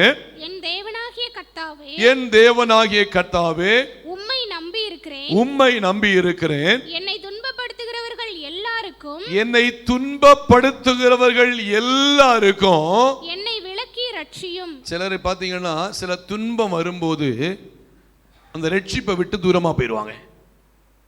சிலர் யாராவது துன்பப்படுத்திட்டாங்கன்னா போதும், சில விசுவாசி ஒருவேளை ஏதாவது குறை சொல்லி, அவர் விசுவாசி ஏதாவது தேவையில்லாத ஒரு வார்த்தையை சொன்ன உடனே, அப்படி சொல்லக்கூடாதுதான். விசுவாசி சொன்ன உடனே இவரே இப்படி சொல்லிட்டாரு, அதனால நான் இனி என்ன பண்ண மாட்டேன், ஆண்டவரை ஆராதிக்க மாட்டேன், இனி நான் ஜெபம் பண்ண மாட்டேன், இனி பைபிள் வாசிக்க பாருங்க. என்னை துன்பப்படுத்துகிறவர்களுக்கு விலக்கி என்னை ரட்சியும். துன்பப்படுத்துகிற மக்கள் இருப்பாங்க. ஒருவேளை யார் மூலமாய் நமக்கு துன்பம் வரும் நமக்கே தெரியாது. ஆனா பிரைஸ் தி லார்ட் தேவ பிள்ளைகள் நம்முடைய ரட்சிப்பின் தன்மையை, ரட்சிப்பை விட்டு நாம் வழி விலகி போகவே கூடாது. அல்லேலூயா. துன்பப்படுத்துறவர்கள் ஏராளமாக இருப்பாங்க. இன்னொரு வசனத்தை வாசிங்க. Praise the Lord. அது பிரைஸ் தி லார்ட் சங்கீதங்களின் புஸ்தகம் 25ஆம் அதிகாரம் 5ஆம் வசனம் வாசிங்க. சங்கீதம் 25:5 வசனம். Psalms 25 verse 5. உம்முடைய சத்தியத்திலே என்னை நடத்தி என்னை போதித்தருளும். நீரே என் ரட்சிப்பின் தேவன். உம்மை நோக்கி நாள் முழுதும் நான் காத்திருக்கிறேன். அல்லேலூயா. துன்பப்படுத்துகிற மக்கள் அதிகமா இருப்பாங்க. நம்ம இடர பண்ணும்படியாய் ஒரு சிலர் எழும்புவாங்க, நம்மளை வேதனைப்படுத்தும்படியாய் ஒரு சிலர் எழும்புவாங்க, நம்முடைய ரட்சிப்பை விட்டு வழி விலகும்படியாய் ஒரு சிலர் எழும்புவாங்க. இவன் சொல்றாரு, நான் என்னை ரட்சியும் கர்த்தாவே, நான் நாள் முழுவதும் உம்முடைய சமூகத்திலே காத்திருக்கிறேன். அல்லேலூயா. அப்ப அந்த ரட்சிப்பின் அனுபவத்தின் சந்தோஷத்தை பெற்றுக்கொண்ட ஒரு தேவ பிள்ளை தங்களுடைய வாழ்க்கையிலே ஒவ்வொரு நாளும் அந்த ரட்சிப்பிலே நிலை கொண்டு கர்த்தருக்கு முன்பாய் உண்மையாகவே இருக்க வேண்டும் என்று தேவன் நம்மிடத்திலே அவர் எதிர்பார்க்கிறவராய் இருக்கிறார். அல்லேலூயா. பாஸ்ட் டென்ஸ் பார்த்தோம், பிரசன்ட் டென்ஸ் பார்த்தோம், ஃபியூச்சர் டென்ஸ் வாசிங்க. Praise the Lord. மத்தேயு எழுதின சுவிசேஷம் 24ஆம் அதிகாரம் 13ஆம் வசனம். The book of Matthew chapter 24 verse 13 வாசிங்க. மத்தேயு 24:13 வாசிங்க. முடிவு பரியந்தம் நிலை நிற்பவனே ரட்சிக்கப்படுவான். அப்போ இயேசுவுடைய வருகை வரைக்கும் உண்மையாய் இருந்து தன்னை ரட்சித்து அந்த ரட்சிப்பின் பாதையிலே காத்து கொள்ளுகிறவனே தேவனோடு கூட சேர்த்து கொள்ளப்படுவான். ஹல்லேலூயா. அப்போனா ரட்சிப்பை குறித்து இன்னும் ஆழமான சத்தியங்கள் நிறைய இருக்கு. அருமையான தேவனுடைய பிள்ளைகள் நாம் அதை இன்னும் அதிகமாய் கற்று வைத்திருக்க வேண்டும். ரட்சிக்கப்பட்டு வந்துட்டோம்னு சொன்னா பிரைஸ் தி லார்ட், கலப்பையின் மேல் கை வச்ச பிறகு நம்ம திரும்பி பார்க்கவே கூடாது. ஹல்லேலூயா. உலகம் சில நேரத்தில் திரும்பி பார்க்க வைக்கும். Price the Lord. உலகத்தின் மனிதர்கள் சில நேரத்தில் திரும்பி பார்க்க வைப்பாங்க. நான் அடிக்கடி சொல்ற ஒரு காரியம் தான் என் ஞாபகத்துக்கு வருதுனால, வாலிபர்களுக்காகவே நிறைய விஷயம் வந்துகிட்டே இருக்கு. ப்ளீஸ், யாரோ மாட்டியிருக்காங்கன்னு எனக்கு நான் ஏவப்படுறேன். பாருங்க, முக்கியமாக அப்பா அம்மாவில் அவ்வளவு சந்தோஷமாக சின்ன குழந்தையிலேயே பிள்ளைகளை வளர்த்துவாங்க. அதாவது குழந்தை பிறக்கிறதுக்கு முன்னாடி இப்போ ப்ரைஸ் தி லார்ட், இப்போ அருமையான ஆலன் அவங்களுடைய ஃபேமிலி, இப்போ அவங்களுக்கு பேபி உருவாகி இருக்கு, அவங்க வெயிட் பண்ணிருக்காங்க பேபியை பெற்றெடுக்கிறதுக்காக. இப்போ அவங்களுக்குள்ள ரெண்டு பேரும் எவ்வளவு சந்தோஷமாக பேசிக்கிடுவாங்கிற விஷயம் நிறைய இருக்கும். அப்படிதானே? நிறைய விஷயம் ஷேர் பண்ணிக்கிடுவாங்க, நிறைய விஷயம் ஷேர் பண்ணுவாங்க. அன்னைக்கு நான் யார்கிட்ட பேசும்போது நாங்கள் பிள்ளை பேர் வச்சு, ஆமாம் பேர் வச்சுட்டோம் பாஸ்டர், குழந்தை வயிற்றுல இருக்கு, பிள்ளைங்க பண்ணிட்டோம், பேர் வச்சுட்டோம். அவ்வளவு சந்தோஷம், ஹாப்பி. அந்த பிள்ளை அவ்வளவு சந்தோஷமாக ஒரு பெற்றெடுத்து குழந்தை சின்ன வயசுலேருந்தே குழந்தைக்கு என்ன தேவைன்னு சொல்லி அழகாக பார்த்து அந்த குழந்தைக்கு தேவையான உணவாக இருக்கட்டும், அதுக்கு தேவையான உடையாக இருக்கட்டும், அந்த குழந்தைய மேக்கப் பண்ணுற ஸ்டைலாக இருக்கட்டும், இன்னும் அந்த குழந்தைக்கு தலை சீவுற ஸ்டைலாக இருக்கட்டும். ஒரு வயசு கேர்ள் பேபினா, ஒரு வயசு 2 வயசு ஆகும்போது தலையில் பார்த்தீங்கன்னா ஒரு சின்ன ஒரு என்ன கொண்டையெல்லாம் வச்சு அந்த பிள்ளையை அழகு பார்க்குறதா இருக்கட்டும். அப்படி அவ்வளவு சூப்பராக வளர்த்தி 15, 16, 17 வயசு ஆகும்போது எவனாவது ஒரு 5 ரூபாய்க்கு ஒரு என்னது ஒரு சாக்லேட், என்ன சாக்லேட்டு, 5 ஸ்டார் சாக்லேட்டு வாங்கி கொடுத்தா போதும். அவனை விட சாரி அப்பா அம்மாவை விட யார் முக்கியம்? இந்த 5 ரூபா சாக்லேட் வாங்குறது தான் முக்கியம். சில பேரண்ட்ஸு போலீஸ் ஸ்டேஷனில் போய் நின்று கதறுகிற காரியத்தை பார்க்கும்போது இருதயம் உடைகிற அளவுக்கு இருக்கும். பாருங்க, ஒரு தகப்பன் ஒரு ஷார்ட் வீடியோவில் பார்த்தேன், போய் பிள்ளைய காலில் விழுறாரு. மக்களே விட்டுட்டு வந்துடுமா, நீ விட்டுட்டு வந்துடுமான்னு காலில் போய் விழுறாரு. காலில் விழுந்த பிறகும் அது பார்த்தீங்கன்னா கல்லுப்பள்ளி மாதிரி நிற்குது, கையை கட்டிட்டு கல்லுப்பள்ளி மாதிரி நிற்குது. பாருங்க, தன்னை பெற்றெடுத்த பெற்றோர் எவ்வளவு கவனமாய் இவ்வளவு அழகா வளர்த்து இருக்கிறாங்கிற விஷயத்தை துளி அளவு கூட புரிஞ்சுக்காம 5 ரூபாய் சாக்லேட்டை வாங்கிட்டு அந்த பையன் தான் முக்கியம்னு சொல்லிட்டு அவன் பார்த்தீங்கன்னா தண்ணி அடிக்கிறவனா இருப்பான், ரவுடியா இருப்பான், முடி பார்த்தீங்கன்னா வெட்ட தெரியாம வெட்டி விட்டவன் மாதிரி பார்த்தீங்கன்னா ஒரு கிறுக்கிற மாதிரி இருப்பான். இவனை பார்த்தா ஒரு பெரிய மனுஷன் மாதிரி இவங்களுக்கு தெரிஞ்சுக்கிட்டு இந்த நாட்களிலே பிசாசு அந்த அளவுக்கு ரட்சிக்கப்பட்ட பிள்ளைகளை கூட ஆண்டவரை விட்டு தூரமாய் கொண்டு போகும்படியாய் இப்படிப்பட்ட சூழ்நிலைகளுக்குள்ளாய் தந்திரமாய் செயல்பட்டு கொண்டிருக்கும் பொழுது தேவ பிள்ளைகள் ஒன்றை புரிந்து கொள்ள வேண்டும். ரட்சிப்பின் அனுபவம் முக்கியம். ரட்சிக்கப்பட்டவர்கள் ரட்சிப்பில் நிலைத்திருக்க வேண்டும். ஏனென்றால் இயேசுவை சந்திக்க ஆயத்தமாய் இருக்கிற ஒவ்வொரு தேவ பிள்ளைகளும் பெற்றுக்கொண்ட ரட்சிப்பிலே நாம் உறுதியாய் இருக்க வேண்டும். அல்லேலூயா. Praise the lord. நான் பிள்ளைகளுக்கு மாதிரி கேர்ள்ஸுக்கு மாத்திரம் இல்லை, பாய்ஸுக்கு ஜாதம் சொல்றேன். பாருங்க, ஏதாவது பிள்ளைங்க பார்த்து கொஞ்சம் வாயை பிடிச்சி இழிச்சா போதும், இழிச்ச உடனே ஐயோ என்னை பார்த்து யாருமே இழிக்கல, இவன் மாத்திரம் தான் இழிச்சிருக்கிறான், இவளை எப்படியாக என்ன பண்ணிடலாம். பல சூழ்நிலையிலும் இந்த நாட்களிலே சத்துருவானவன் தந்திரமாய் செய்கிற காரியங்கள் தேவ பிள்ளைகள் கவனமாக இருக்க வேண்டும். தேவ பிள்ளைகள் இவைகளிலே ஜாக்கிரதையாக இருக்க வேண்டும் என்பதை நான் கற்றுக் கொடுக்கிறேன். இரண்டாவதாக பார்க்கும்போது பிரைஸ் தி லார்ட், வாசிங்க ரோமருக்கு எழுதின புஸ்தகம் 6ஆம் அதிகாரம் 5ஆம் வசனம் வாசிங்க. The book of Romans chapter 6 verse 5 வாசிங்க. சீக்கிரமா. ஆதலால் அவருடைய மரணத்தின் சாயலில் நாம் இணைக்கப்பட்டவர்கள் ஆனால் அவருடைய உயிர்த்தெழுதலின் சாயலிலும் இணைக்கப்பட்டிருப்போம். இரண்டாவதாக பார்க்கும்போது சொல்லப்பட்டிருக்கிற ஒரு முக்கியமான காரியம், ரட்சிப்பு மாத்திரமல்ல, ஞான ஸ்நானம் ஒவ்வொரு தேவ பிள்ளைகளுக்கும் மிக முக்கியமான ஒன்று. அல்லேலூயா. ஞான ஸ்நானம் அடிக்கடி சபையில் சொல்வேன். ஞான ஸ்நானம்னா ஞானம் கூட்டல் ஸ்நானம். ஞானம் வந்த பின்பு என்ன எடுக்கிறது? ஸ்நானம் எடுக்கிறது. ஞானம் வந்த பின்பு இயேசுவை சொந்த இரட்சகராக ஏற்றுக்கொண்டு இயேசுவை தன் வாயினால் அறிக்கையிட்டு இயேசுதான் மெய்யான தெய்வம் என்று சொல்லுகிற எல்லா தேவ பிள்ளைகளும் நிச்சயமாய் ஞான ஸ்நானம் எடுக்க வேண்டும். Price the Lord. ஞான ஸ்நானம் எடுக்கும்போது பாத்தீங்கன்னா வசனம் சொல்லுது, பாவத்திற்கு மரித்து நீதிக்கு என்ன பண்றோம், நம்ம பிழைக்கிறோம்.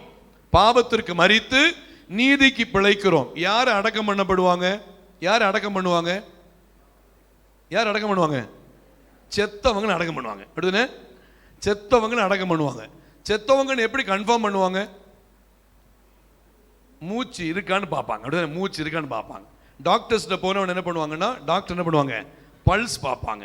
இன்னும் கொஞ்சம் கன்ஃபார்ம் பண்ணணும்னா ஒரு இசிஜி என்ன பண்ணுவாங்க, செக் பண்ணுவாங்க. இசிஜியில் ஜஸ்ட் பிளாங்கா ஓடுதுன்னு வச்சா ஆமாம் முடிஞ்சு போச்சு, என்ன பண்ணுங்க நீங்கள் கொண்டு போயிருங்கன்றுவாங்க. அப்போ இப்போ யார் அடக்கம் பண்ணுவாங்கன்னு சொன்னா, அதாவது மரித்து போனவர்கள் சரீரத்தில் உச்சந்தலை முதல் உள்ளங்கால் வரைக்கும் உயிரே இல்லைன்னு கன்ஃபார்ம் பண்ண பிறகுதான் அடக்க ஆராதனை நடக்கும். அப்படின்னு சில இடத்துல எல்லாம் நம்ம பேப்பர்ல பார்த்துருக்கிறோம். அடக்க ஆராதனை நேரத்தில் மரித்தவர் எழும்பி உட்கார்ந்திருந்தார். பார்த்துருக்கோம், கேட்டிருக்கோம் இல்லை? அப்ப என்ன பண்ணல, செத்தது உறுதியாகல. செத்தது உறுதியாகாது, மரித்தது உறுதியாகாதனால்தான் மரித்தவர் என்ன பண்ணார், எழும்பி உட்கார்ந்து இருக்கிறார். பாருங்க, ஞான ஸ்நானம் என்பது நாம் ஞான ஸ்நானத்தினாலே அவரோடு கூட அடக்கம் பண்ணப்பட்டு தொடர்ந்து நாம் அவரோடு கூட எழும்பும்படியாக தான் ஞான ஸ்நானம் என்கிற சத்தியத்தையே தேவன் நமக்கு கொடுத்திருக்கிறார். அப்போ அவரோடு கூட அடக்கம் பண்ணப்பட்டாங்கன்னு சொன்னா, அவரோடு கூட பிரைஸ் தி லார்ட் தன்னுடைய உலகத்தின் எல்லா விதமான தவறான காரியங்கள், உலகத்தின் எல்லா விதமான பாவங்கள், உலகத்தின் எல்லா விதமான ஆசபாசங்கள், உலகத்தின் எல்லா விதமான காரியங்களுக்கும் மரித்து நான் ஒரு வேறு பிரிக்கப்பட்ட ஒரு வாழ்க்கை வாழும்படியாய் என்னை முழுவதுமாய் தேவனுக்கு முன்பாய் அர்ப்பணிக்கிறேன் என்று சொல்லுகிறவர்கள் பிரைஸ் தி லார்ட் தொடர்ந்து ஞான ஸ்நானம் எடுத்த பின்பு அவர்கள் அந்த வேறு பிரிக்கப்பட்ட அனுபவத்தில் வாழ்ந்து கொண்டிருப்பார்கள். அல்லேலூயா.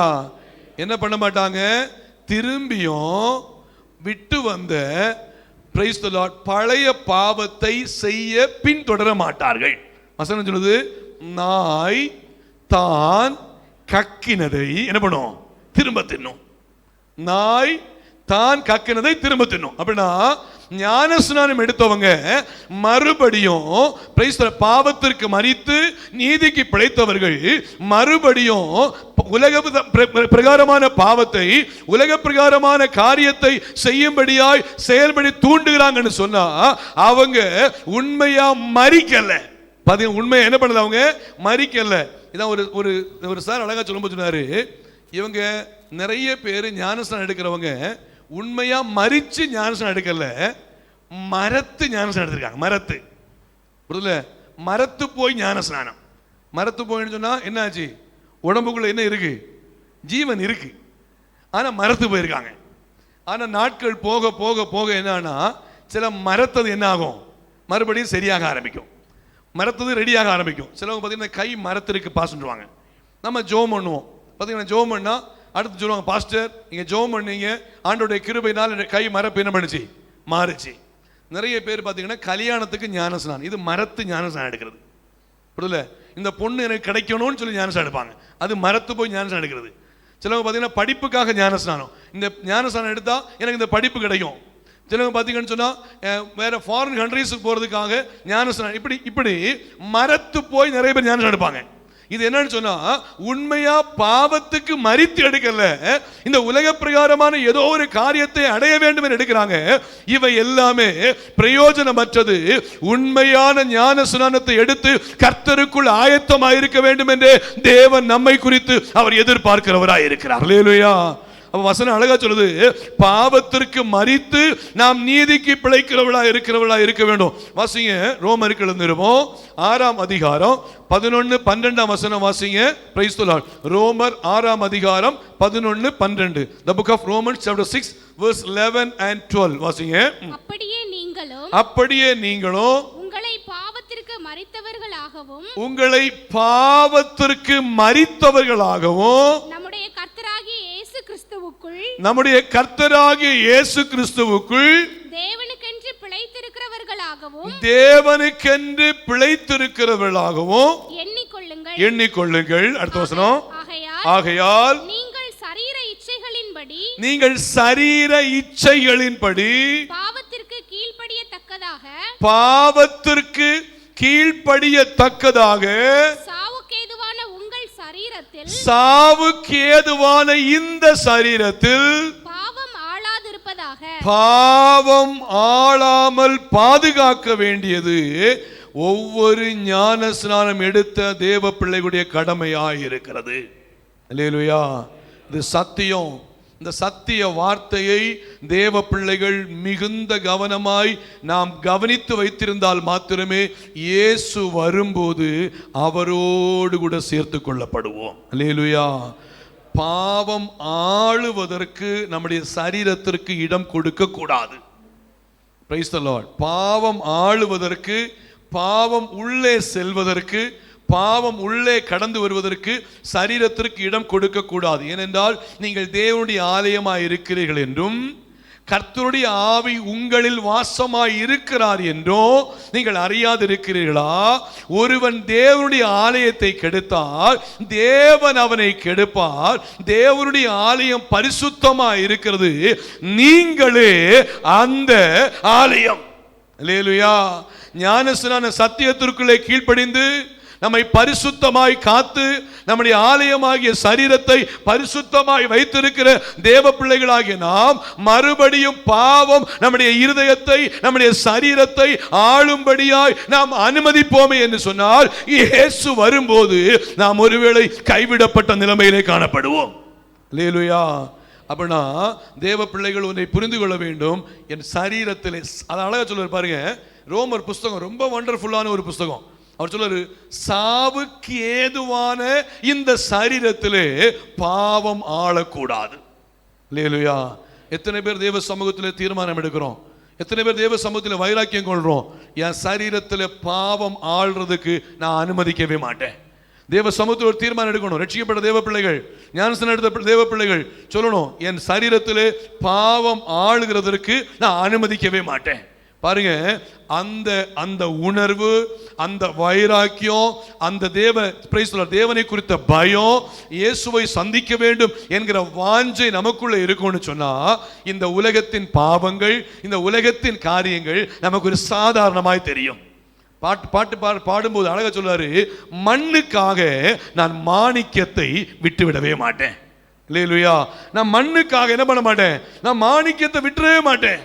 பாருங்க, இந்த உலகத்தின் மண்ணு, பாருங்க இந்த உலகத்தின் காரியங்கள், உலகத்தினுடைய பாவம், உலகத்தினுடைய ஆசாபாசங்கள், உலகத்தின் காரியங்கள் அது சில காலம் மாத்திரம்தான். ஆனால் மாணிக்கம், பரலோகம் நமக்கு நித்திய நித்தியமாய் நாம் தேவனோடு யுக யுகமாய் ஆராதிக்கும்படியாய், சந்தோஷமாய் இருக்கும்படியாக தேவன் நமக்கு அழகாய் வடிவமைத்து வைத்திருக்கிறதான மிக அழகான அற்புதமான இடத்திலே செல்ல வேண்டுமே என்றால் இந்த உலகத்திலே நாம் வெறுக்க வேண்டியவைகளை, விட வேண்டியவைகளை விட்டு நாம் கர்த்தருக்கு உண்மையாய் இருப்போமே என்று சொன்னால் தேவன் நம்மை பரிசுத்தப்படுத்தி பலப்படுத்தி அவருடைய வருகையிலே சேர்த்துக் கொள்கிறவராய் இருப்பார். அல்லேலூயா.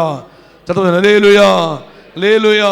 ஸோ இந்த ஞானஸ்நான சத்தியத்தில் யாராவது கீழ்ப்படியாமல் இருப்பீங்கன்னா, இதுவரைக்கும் ஞானஸ்நானம் எடுக்காமல் இருப்பீங்கன்னு சொன்னால், வருகிறதான மார்ச் மாதம் கடைசியில் உள்ள 3 நாள் மீட்டிங்கில் பிரைஸ் தி லார்ட் நம்முடைய சபையில் அந்த ஞானஸ்நான ஆராதனை இருக்குது. உங்களுடைய பெயரை கொடுங்க. பிரைஸ் தி லார்ட் தேவனோடு கூட சேர்த்து கொள்ளப்பட வேண்டுமே என்று சொன்னார். வசனம் சொல்லுது பாருங்க, நல் மனசாட்சியின் உடன்படிக்கை. இன்னொரு வசனத்தை வாசிங்க. பிரைஸ் தி லார்ட் மார்க் எழுதின சுவிசேஷம் 16ஆம் அதிகாரம் 16ஆம் வசனம் வாசிங்க. மார்க் 16:16 சீக்கிரம் வாசிங்க. மார்க் 16:16 சீக்கிரம் வாசிங்க. வாசிமா. மார்க் 16:16.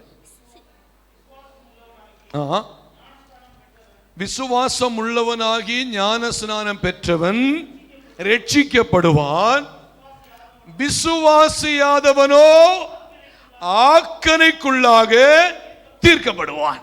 எவ்வளவு வண்டர்ஃபுல்லான வேர்டு பாருங்க. விசுவாசம் உள்ளவனாகி ஞான ஸ்நானம் பெற்றவன் என்ன பண்ணுவான்? ரட்சிக்கப்படுவான். ரட்சிக்கப்படுவான் சொன்னா பரலோகத்திலே சேர்த்துக் கொள்ளப்படுவான். விசுவாசியாதவனோ, ரட்சிக்கப்படாதவனோ, ஞான ஸ்நானம் எடுக்காதவனோ, ஆண்டவனை விட்டு பின்வாங்கி போனவனோ ஆக்கனைக்குள்ளாக அவன் தீர்க்கப்படுவான். இந்த காலை வேளையில் நாம் எந்த கேட்டகரியில் இருக்கிறோம் நம்ம ஆராய்ச்சி பார்க்கணும். நம்முடைய ஆவிக்குரிய தன்மை எப்படி இருக்குன்னு பார்க்கணும். பரிசுத்த வாழ்க்கை எப்படி இருக்குன்னு பார்க்கணும். அருமையான தேவனுடைய பிள்ளைகளே, நாம் ஒவ்வொருவரும் தேவனை சந்திக்க ஆயத்தமாய், நாம் இயேசுவை சந்திக்க ஆயத்தமாய் இருக்கும்போது அந்த பரிசுத்த தேவ சந்தோஷம் நமக்குள்ள நிறைவாய் வெளிப்பட்டு கொண்டே இருக்கும். அல்லேலூயா. இந்த பரிசுத்த சந்தோஷம் நமக்குள்ள வெளிப்பட்டு கொண்டே இருக்கும். அதாவது மிக அழகாய் தெரியும். எபேசியருக்கு பவுல் எழுதும்போது அவர் அழகா சொல்றாரு, எபேசியர், பிலிப்பியர், கொலோசியர், பிலமோன், இந்த 4 புஸ்தகங்களும் பவுல் சிறைச்சாலைக்குள்ள இருந்து எழுதின புஸ்தகங்கள். சிறைச்சாலை இருக்கும்போது கட்டப்பட்ட நிலைமையில் இருக்காரு பாருங்க. கட்டப்பட்ட நிலைமையில, உபத்திரவிக்கப்பட்ட நிலைமையில, ஒடுக்கப்பட்ட நிலைமையில் இருக்கும்போது சொல்றாரு, பிலிப்பியர் 4:4 சொல்றாரு, கர்த்தருக்குள் எப்பொழுதும் சந்தோஷமாயிருங்கள், சந்தோஷமாயிருங்கள் என்று மறுபடியும் உங்களுக்கு சொல்கிறேன். பாருங்க, ஒரு உபத்திரவம், கட்டு, பிரச்சனை, போராட்டத்துக்குள்ள இருக்கும்போது அவர் சொல்றாரு சந்தோஷமா இருங்கன்றாரு. நம்ம எத்தனை பேர் அப்படி இருப்போம்? எத்தனை பேர் அப்படி இருக்கும்? நமக்கு சின்ன ஒரு தூக்கம் வர வேண்டாம், ஒரு சின்ன பிரச்சனை வர வேண்டாம், முகத்தை மூணு வச்சுட்டு அதுக்கப்புறம் என்ன பண்றது, யார்கிட்டையும் பேசுறது இல்லை, ஒரு வாரம் சாப்பிட்றது இல்லை, ஏதாவது பிரச்சனை பண்ணிருப்போம். ஆனா பாருங்க, கர்த்தருக்குள் ஒரு மனுஷன் வளர்ந்து ரட்சிக்கப்பட்டு ஞானஸ்நானம் எடுத்து கர்த்தருக்குள் பரிசுத்தமாய் வாழ்கிற ஒரு மனுஷன் இந்த உலகத்தில் என்ன போராட்டம் துக்கம் வந்தாலும் சரி, அவன் கர்த்தருக்குள் களி கூர்ந்து கொண்டே இருப்பான். அல்லேலூயா. ஏன்னா அவனுக்கு நல்லா தெரியும், ஒரு நாள் வரும், இந்த உலகத்தின் துக்கங்கள் எல்லாம் மாறும், நான் அவரோடு கூட சேர்த்து கொள்ளப்படுவேன், நான் அவரோடு கூட சேர்த்து கொள்ளப்படுவேன்.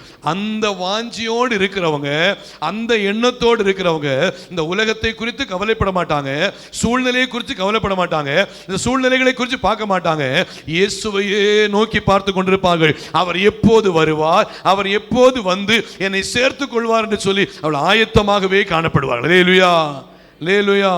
மூன்றாவதாக சுருக்கமான முடிக்க விரும்புகிறேன். கடைசியா வாசிங்க அப்போஸ்தலர் நடபடிகளின் புஸ்தகம் 2ஆம் அதிகாரம் 4ஆம் வசனம் வாசிங்க. அப்போஸ்தலர் 2ஆம் அதிகாரம் 4ஆம் வசனம் வாசிங்க. அவர்கள் எல்லாரும் பரிசுத்த ஆவியினாலே நிரப்பப்பட்டு, பரிசுத்த ஆவியினாலே நிரப்பப்பட்டு, ஆவியானவர் தங்களுக்கு தந்தருளின, ஆவியானவர் தங்களுக்கு தந்தருளின வரத்தின்படியே வெவ்வேறு பாஷைகளிலே பேசத் தொடங்கினார்கள். மூன்றாவது, பரிசுத்த ஆவியின் அபிஷேகம் ஒவ்வொரு தேவ பிள்ளைகளுக்கும் மிகவும் இன்றியமையாதது. அல்லேலூயா. யோவான் ஸ்நானன் தன் தாயின் வயிற்றிலே 6 மாத குழந்தையா இருக்கும்போது எலிசபெத்து வந்து, பிரைஸ் தி லார்ட், மரியாள் வந்து எலிசபெத்தை வாழ்த்தின வேளையிலே எலிசபெத்தின் வயிற்றில் இருந்த பிள்ளை பரிசுத்த ஆவியினால் நிறைந்து களிப்பாய் துள்ள ஆரம்பித்தது. அப்போ ஆண்டவர் பரிசுத்த ஆவியானவரை இந்த வயசுல உள்ளவங்களுக்கு தான் கொடுக்கணும், இந்த மக்களுக்கு தான் கொடுக்கணும், அப்படி கிடையாது. பரிசுத்த ஆவியானவரை எந்த வயதில் உள்ளவர்களுக்கும் திருப்தியாய் கொடுக்க, இலவசமாய் கொடுக்க ஆண்டவர் போதுமானவராய் இருக்கிறார். நம்ம வாஞ்சியா விருப்பமா கேட்டோம்னாலே போதும், இந்த பரிசுத்த ஆவியின் அபிஷேகத்தை இலவசமாய் கத்து தருவார். இல்ல இந்த பெரிய ஊழியக்காரர்கிட்ட போய் அவர்கிட்ட தலையை வச்சாதான், தலையை கொடுத்தாதான் எனக்கு பரிசுத்த ஆவி கிடைக்கும்னு சொன்னா உன் தலையை எடுத்துருவாங்க. பாருங்க என்ன விஷயம்னா, பரிசுத்த ஆவியானவரை தேவன் நமக்கு இலவசமாய் தந்திருக்கிறார். ஆகையால் பரிசுத்த ஆவியின் அபிஷேகத்தை பெற்றுக்கொள்ளாத தேவ பிள்ளைகள், நீங்கள் பரிசுத்த ஆவியின் அபிஷேகத்திலே நிறைந்து தேவனை மகிமைப்படுத்தும்படியாய் அந்த அபிஷேகத்தை நீங்கள் பெற்றுக்கொள்ள வேண்டும் என்று தேவன் விரும்புகிறவராய் இருக்கிறார். நீங்கள் உங்களுடைய ரட்சிப்பிலே நிலைத்திருக்க வேண்டுமே என்றால், எடுத்துக்கொண்ட ஞானஸ்நானத்திலே உறுதியா இருக்க வேண்டுமே என்றால், ஒரு பரிசுத்தமான வாழ்க்கை வாழ வேண்டுமே என்றால், இந்த பரிசுத்த ஆவியின் அபிஷேகம் உங்களுக்கு மிகவும் இன்றியமையாதது. பாருங்க, இந்த பரிசுத்த ஆவியின் அபிஷேகத்தை பெற்றுக்கொண்டுதானே தேவ பிள்ளைகளை பரிசுத்த ஆவியானவர் கவர் பண்ணி வச்சுக்கிட்டே இருப்பாரு. அவர் என்ன பண்ண, பாதுகாத்துக்கிட்டே இருப்பாரு. எந்த ஒரு துன்மார்க்கமான மனுஷங்க மத்தியிலும், உலக பிரகாரமான மனுஷங்க மத்தியிலும் இந்த பரிசுத்த ஆவியானவர் தம்முடைய பிள்ளைகளை அழகாய் பாதுகாத்து செம்மையாய் நடத்துகிறவராய் இருக்கிறார். அல்லேலூயா. சோ சபையில் உள்ளதான சின்ன பிள்ளைங்க முதல் வயதான நபர்கள் வரைக்கும் பரிசுத்த ஆவியின் அபிஷேகத்தை பெற்றுக்கொள்ளாமல் இருந்தால், பரிசுத்த ஆவியின் அபிஷேகத்தை எனக்கு தாருங்க ஆண்டவரே, இந்த உலகம், இந்த கொடூரமான உலகத்திலே, இந்த மாயமான உலகத்திலே நான் பரிசுத்தமாய் வாழ்வதற்கு இந்த பரிசுத்த ஆவியானுடைய அபிஷேகம் எனக்கு வேண்டும் என்று கேட்டால் அவர் இலவசமாய் நமக்கு தருகிறவராய் இருக்கிறார். அல்லேலூயா. எனக்கு அபிஷேகம் கிடைச்சதை மட்டும் அதுக்கு முன்னாடி சொல்லியிருக்கிறேன், என்னால் ஒரு முறை சொல்லி உங்களுக்கு நான் செய்தியை முடிக்க விரும்புகிறேன். Price the Lord. எங்களுக்கு பாஸ்டர், எங்களுடைய சர்ச்சு கன்னியாகுமரி மாவட்டத்தில் அருமனையில் சூற்றுக்கோணம்ங்கிற ஒரு வில்லேஜுக்குள்ளே இருக்குது. வில்லேஜுக்குள்ளே எங்கள் வீட்டுக்கு பின்னாடி கர்த்தருடைய கிருபையினால் நாங்கள் தான் இடம் கொடுத்து அந்த இடத்துல ஒரு சர்ச்சு கட்டும்படியாய் கர்த்தர் உதவி செய்தார். ஆண்டவர் நல்லவர். பார்த்தீங்கன்னா எங்கள் பாஸ்டர், அவர் திருமணமாகாதவர், ஒரு ஜிப்பா போட்டிருப்பார், ஒரு வேஷ்டி கட்டிருப்பார், கழுத்தில் ஒரு துண்டு போட்டிருப்பாங்க. நிறைய மக்கள் என்ன பண்ணாங்க, துண்டு பாஸ்டர் அவர் அப்படி சொல்லுவாங்க. துண்டு பாஸ்டர்னு சொல்லி அவருக்கு ஒரு பட்ட பெயர் வச்சுருப்பாங்க. பார்த்தீங்கன்னா இவர் திருவிருந்து பார்த்தீங்கன்னா எவ்ரி மந்த் எல்லாம் திருவிருந்து கிடையாது. அவர் எப்போ ஆவியில் உணர்த்தப்படுறாரோ அப்போ தான் என்ன பண்ணுவார், திருவிருந்து கொடுப்பார். ஒரு சண்டே சொன்னார், இன்னைக்கு சாயங்காலம் அபிஷேகம் பெறாத மக்களுக்காக நாங்கள் ஜெபம் பண்ண போகிறோம். யார் யாருக்கெல்லாம் அபிஷேகம் வேணுமோ என்ன பண்ணுங்க, நீங்கள் சர்ச்சுக்கு வாங்க அப்படின்னாரு. எங்களுக்கு சபையில் கூட்டம்னாலே, நாங்கள் சின்ன பையன், நான் 8ஆம் படிக்கிறேன். சபையில் கூட்டம், சபையில் ஆராதனைன்னு சொன்னாலே, ஒரு ப்ரேயர்னு சொன்னாலே எல்லாரும் குடும்பமாக போகிறது வழக்கம். அதே போல் ஃப்ரெண்ட்ஸு பசங்க எல்லாமே குடும்பமாக இருது. இவங்கள மாதிரி பார்த்தீங்கன்னா இப்படி இருக்காங்கல்ல, இதை மாதிரி தான் நாங்கள் போய் என்ன பண்ணுவோம்னு சர்ச்சில் இருப்போம். இருக்கும்போது என்ன ஆகும்னு சொன்னால், என்னுடைய ஹேபிட் என்ன அப்படின்னா, ஒரு 7 மணி 7:30 மணி ஆயிடுச்சுன்னு சொன்னாலே எனக்கு என்னன்னா தூக்கம் வந்துடும். நான் கொஞ்சம் என்ன பண்ணுவேன், தூங்க ஆரம்பிச்சிடுவேன். முதல்ல என்ன பண்ணி பின்னாடி ஒரு கையை கொடுப்பேன், அதுக்கப்புறம் பின்னாடி கையை கொடுப்பேன், பின்னாடி 2 கையை கொடுத்துட்டு பாஸ்டரை பார்ப்பேன். அவர் என்னை பார்த்தாருன்னு சொன்னால் நான் அமைதியாக மறுபடியும் இருப்பேன். ஏன்னா மறுபடியும் கையை எடுத்துட்டு தூங்காத மாதிரி இருப்பேன். அவர் பார்க்கலைன்னா கை இன்னும் மடங்கிடும். சில நேரத்தில் அப்படி மடங்கி தூங்க போகும்போது தான் தெரியும். நான் ஒரு கம்பு வச்சுருக்கிறேன் இல்லை, அதை மாதிரி ஒரு கம்பு வச்சுருப்பார். வந்து தொடையில் சுள்ளுன்னு ஒன்று போடுவார், ஒரு அடி அடிப்பார். அடித்த உடனே அமைதியாக தொடச்சிட்டு, பா என்னடா இப்படி அடிக்கிறாரு அப்படின்னு சொல்லி சில பசங்கள்லாம் நினைப்பாங்க, பாஸ்டர் இப்படி அடிக்கிறாருன்ட்டு. அப்படி என்ன பண்ணுவாங்கன்னா, மறுபடியும் எழுப்பி உட்காந்துருவேன். சில கண்ணில் கண்ணீர் வரும். சத்தம் போட்டு அழுதா பின்னாடி அப்பா என்ன பண்ணுவார், வந்து காத்துல நின்றுடும். அதனால் என்ன பண்ண அமைதியாக இருப்பேன். இப்போ என்னன்னா அபிஷேக ஆராதனைக்கு கூப்பிட்டாரு. இதே மாதிரி நாங்கள் போயாச்சு. எனக்கு 7:30 மணிக்கு அஸ்யூஷுவலாக தூக்கம் வந்தாச்சு. பாஸ்டர் என்ன பண்ணார், யாரையும் கண்டிக்கல. அபிஷேகத்தில் அவர் ஜெபம் பண்ணிருக்காரு. அவர் ஜெபம் பண்ணும்போது நிறைய பேருக்கு அபிஷேகம் கிடச்சிட்டு இருக்கு. எங்களுடைய சேம் ஸ்டேஜ், எங்களுடைய சித்தப்பா பிள்ளைங்க, பெரியம்மா பிள்ளைங்க, பசங்க எல்லாம் உண்டு, கேர்ள்ஸ் எல்லாம் உண்டு, ராணி, கலா, இப்படி பிள்ளைங்க எல்லாம் உண்டு. இந்த பிள்ளைங்கள் என்ன பண்ணுறாங்கன்னா எல்லாம் ஜெபம் பண்ணிட்டு இருக்காங்க. நான் பார்த்தீங்கன்னா அரை குறை தூக்கத்தில் இருந்துகிட்டு இருக்கிறேன். பாஸ்டர் சொல்றாரு, மைக்கில் சொல்றாரு, கர்த்தர் ராணியை அபிஷேகித்து இருக்கிறார். எனக்கு காதில் என்னமோ கேட்டுச்சு. ராணின்னா என்னோட சேம் ஸ்டேஜ், என்ன மாதிரி 8ஆம் கிளாஸ் படிச்சுட்டு இருக்கிறான் பொண்ணு பாருங்க, சித்தப்பா பெரியம்மா பொண்ணு, ராணி அபிஷேகித்து இருக்கிறார். என்னடா ராணிக்கு அபிஷேகமா? அலர்ட் ஆயிட்டேன். என்னால் அமைதியாக திரும்பி எழும்பி என்ன பண்ணேன்னா உட்கார்ந்து இருக்கிறேன். மறுபடியும் பாஸ்டர் சொல்றாரு, கர்த்தர் இப்போது கலாவை அபிஷேகித்துட்டு இருக்கிறார். கர்த்தர் கலாவை அபிஷேகிக்கிறாரா? திரும்பி பார்த்தா அந்த பிள்ளைங்க ஒரே என்ன பண்றாங்க, ஜெபம், ஆராதனை. தொடர்ந்து பார்த்தா என் பின்னாடி ஷிபுன்னு சொல்லிட்டு, இப்ப ட்ரிவாண்டத்தில் பாஸ்டரா இருக்காரு. கர்த்தர் இப்போ ஷிபுவா என்ன பண்றாரு, அபிஷேகிச்சிருக்க. திரும்பி பார்த்தா அவன் ஆராதனை வச்சுக்கான். எனக்கு என்னன்னா ஒரு பாரமாச்சு, ஆண்டவரு கலாவுக்கு, ராணிக்கு, ஷிபுவுக்கு எல்லாம் அபிஷேகம் கிடைக்குது, இப்ப யாருக்கு கிடைக்கல? நான் என்ன பண்ண, முட்டி போட்டேன். முட்டி போட்டுட்டு நான் என்ன பண்ணேன்னா கையை 2ஐயும் தூக்கி, ஆண்டவரே என்னை அபிஷேகிக்கணும், ஆண்டவரே என்னை அபிஷேகிக்கணும். கலாவை அபிஷேகிச்சிரு, ராணி அபிஷேகிச்சிரு, ஷிபு அபிஷேகிக்கிறீரு, என்னை அபிஷேகிக்கணும். இருதயத்தின் ஆழத்திலிருந்து தூங்கிட்டு இருந்தேன்னா எழும்பி முழங்கால் படி போட்டு நான் ஜெபம் பண்ண ஆரம்பிச்சேன். கர்த்தர் அந்த நாளிலே அடியனை அபிஷேகிக்க ஆரம்பித்தார். அல்லேலூயா. அபிஷேகம் என்பது இருதயத்தின் ஆழத்திலிருந்து நம்மை தேவனுக்கு முன்பாய் அர்ப்பணித்து நாம் உண்மையாய் தேவ சமூகத்தில் கேட்போமே என்றால் அந்த தெய்வீக அபிஷேகத்தை கர்த்தர் இலவசமாய் பாரபட்சம் பார்க்காமல் தருகிறவர் நம்முடைய ஆண்டவராகிய தேவன். இந்த காலை வேளையில் அபிஷேகத்துக்காய் காத்திருக்கிற தேவ பிள்ளைகள் மனப்பூர்வமாய் உண்மையாய் ஏதாவது குறை குற்றங்கள், தவறுகள், பாவங்கள் இருக்குன்னா அறிக்கையிட்டு, ஆண்டவரே என்னை அபிஷேகிங்க. இந்த கொடூரமான உலகத்தில், இந்த மாயமான உலகத்தில் நான் பரிசுத்தமாய் வாழ்வதற்கு எனக்கு உம்முடைய அபிஷேகம் தேவை என்று சொல்லி தேவ சமூகத்தில் கேட்போம். இயேசுவை சந்திக்க ஒவ்வொருவரும் ஆயத்தமாவோம். அல்லேலூயா. ஆயத்தமாவோம். தேவ சமூகத்தில் அர்ப்பணிப்போம். கர்த்தர் இந்த வார்த்தையின் மூலம் நம்ம எல்லாரும் தேவ சமூகத்திலே ஜெபிப்போம். ஹல்லேலூயா. எல்லாரும் தேவ சமூகத்திலே இந்த வார்த்தையை பிடித்துக்கொண்டு, ஆண்டவரே உம்மை சந்திக்க நான் ஆயத்தமாகிறேனப்பா, உம்மை சந்திக்க ஆயத்தமாகிறேன் நான். எல்லாரும் முடிந்தவங்க முழங்கால் படி போட்டு அருமையான தேவனுடைய பிள்ளைகளே, ஆண்டவராகிய தேவன் இந்த காலை வேளையில் பலமாய் நம்மத்தில் இடைப்பட்டு கொண்டே இருக்கிறார். பலமாய் நம்மத்தில் இடைப்பட்டு கொண்டிருக்கிறார். அந்த ஆவிக்குரிய உன்னத சந்தோஷத்திலே களி கூர்ந்து தான் கர்த்தருடைய வார்த்தையை கொடுத்து கொண்டிருக்கிறேன். இந்த சந்தோஷத்தில் தான் கர்த்தருடைய வார்த்தையை கொடுத்து கொண்டிருக்கிறேன். ஒன்றை மாத்திரம் வெளிப்படையாய் இன்னும் வைராக்கியமாய் சொல்ல முடியும், இயேசுவின் வருகை அதி சீக்கிரமாய் இருக்கிறது. இயேசுவின் வருகை அதி சீக்கிரமாய் இருக்கிறது.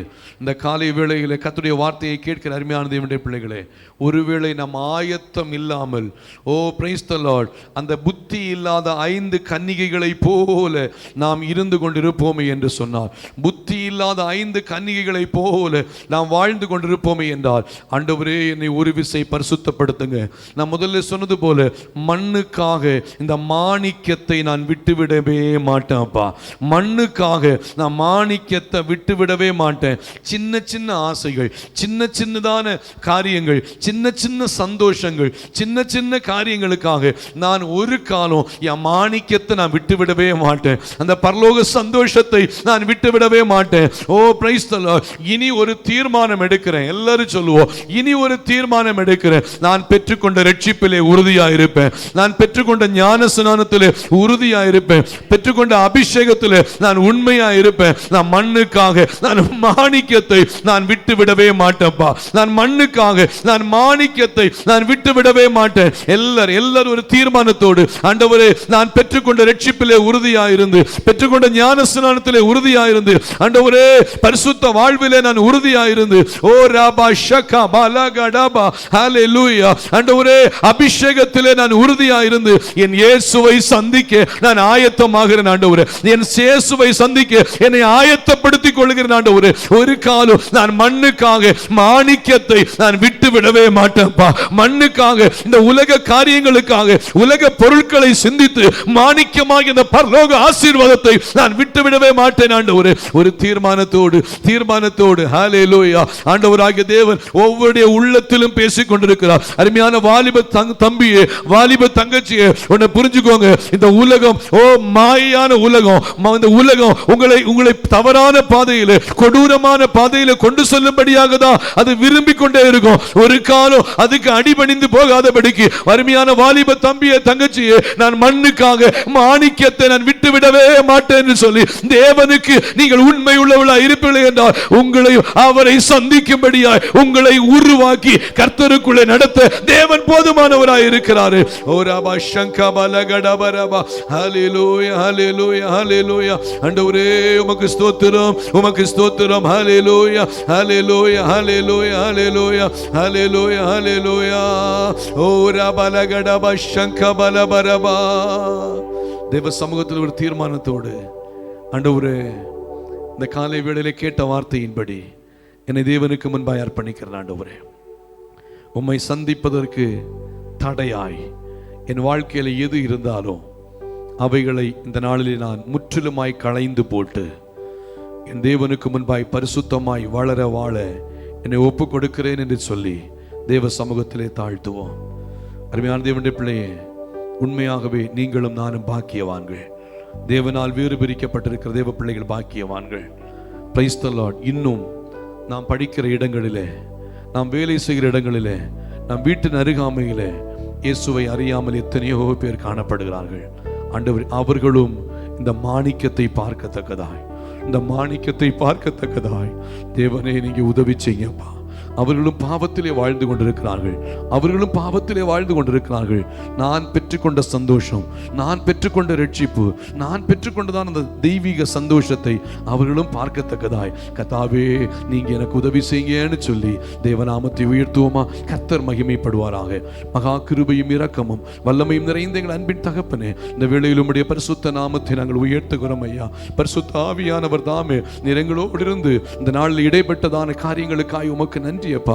உம்முடைய நாமம் மகிமைப்படட்டும் ஐயா, உம்முடைய நாமம் மகிமைப்படட்டும் ஆண்டவரே. எங்களை முற்றிலுமாய் தாழ்த்துகிறோம் அப்பா, எங்களை முற்றிலுமாய் தாழ்த்துகிறோம் ஆண்டவரே. வெறுமையாக்குகிறோம் ஐயா, எங்களை வெறுமையாக்குகிறோம் ஆண்டவரே, எங்களை வெறுமையாக்குகிறோம் ஆண்டவரே. கர்த்தாவே ஸ்தோத்திரம். உலக பொருட்களுக்காய், உலக காரியங்களுக்காய் நாங்கள் ஒரு காலம் இடம் கொடுக்காதபடிக்கு வேறு பிரிக்கப்பட்ட அனுபவத்திலே, வேறு பிரிக்கப்பட்ட நோக்கத்தை, வேறு பிரிக்கப்பட்டதான ஆண்டவரே ஸ்தோத்திர அனுபவத்தோடு வாழ எங்கள் ஒவ்வொருவருக்கும் உதவி செய்த ஆண்டவரே. உம்மை சந்திக்க நாங்கள் நாங்கள் ஆயத்தமாகும்படியா ஒவ்வொருக்கும் உதவி செய்கிறபடியால் உமக்கு நன்றி ஆண்டவரே. பெற்றுக்கொண்ட ரட்சிப்பிலே உறுதியாயிருந்து, எடுத்துக்கொண்ட ஞானஸ்நானத்திலே உறுதியாயிருந்து ஆண்டவரே ஸ்தோத்திரம், பெற்றுக்கொண்ட அபிஷேகத்திலே உறுதியாயிருந்து கர்த்தருடைய நாமத்தை உயர்த்த உதவி செய்யுங்கப்பா. ஒருவேளை இந்த ரட்சிப்பை இதுவரைக்கும் யாரும் பெற்றுக்கொள்ளாமல் இருப்பாங்களே என்றால் ரட்சிக்கப்பட கர்த்தர் உதவி செய்யுங்கப்பா. ஆண்டவரே ஞானஸ்நானம் எடுக்காமல் இருப்பாங்களே என்றால் அவள் ஞானஸ்நான சத்தியத்தை கீழ்ப்படிய கர்த்தர் உதவி செய்வீராக. ஆண்டவரே அபிஷேகத்தை யாராவது பெற்றுக்கொள்ளாமல் இருப்பாங்கன்னா அந்த அபிஷேகத்தை பெற்றுக்கொள்ள கர்த்தர் உதவி செய்வீராக. ஆண்டவரே உம்முடைய நாமம் தொடர்ந்து மகிமைப்படட்டும். சபையை ஆசீர்வதிங்க, உம்முடைய கிருபை கூட இருக்கட்டும். தேவ பிள்ளைகள் கடன் சொல்லும் போது தெய்வீக வல்லமை சமாதானம் தொடர்ந்து ஆளுகை செய்யட்டும். கிருபைக்குள்ள மூடி மறைத்துக் கொள்ளுங்கப்பா.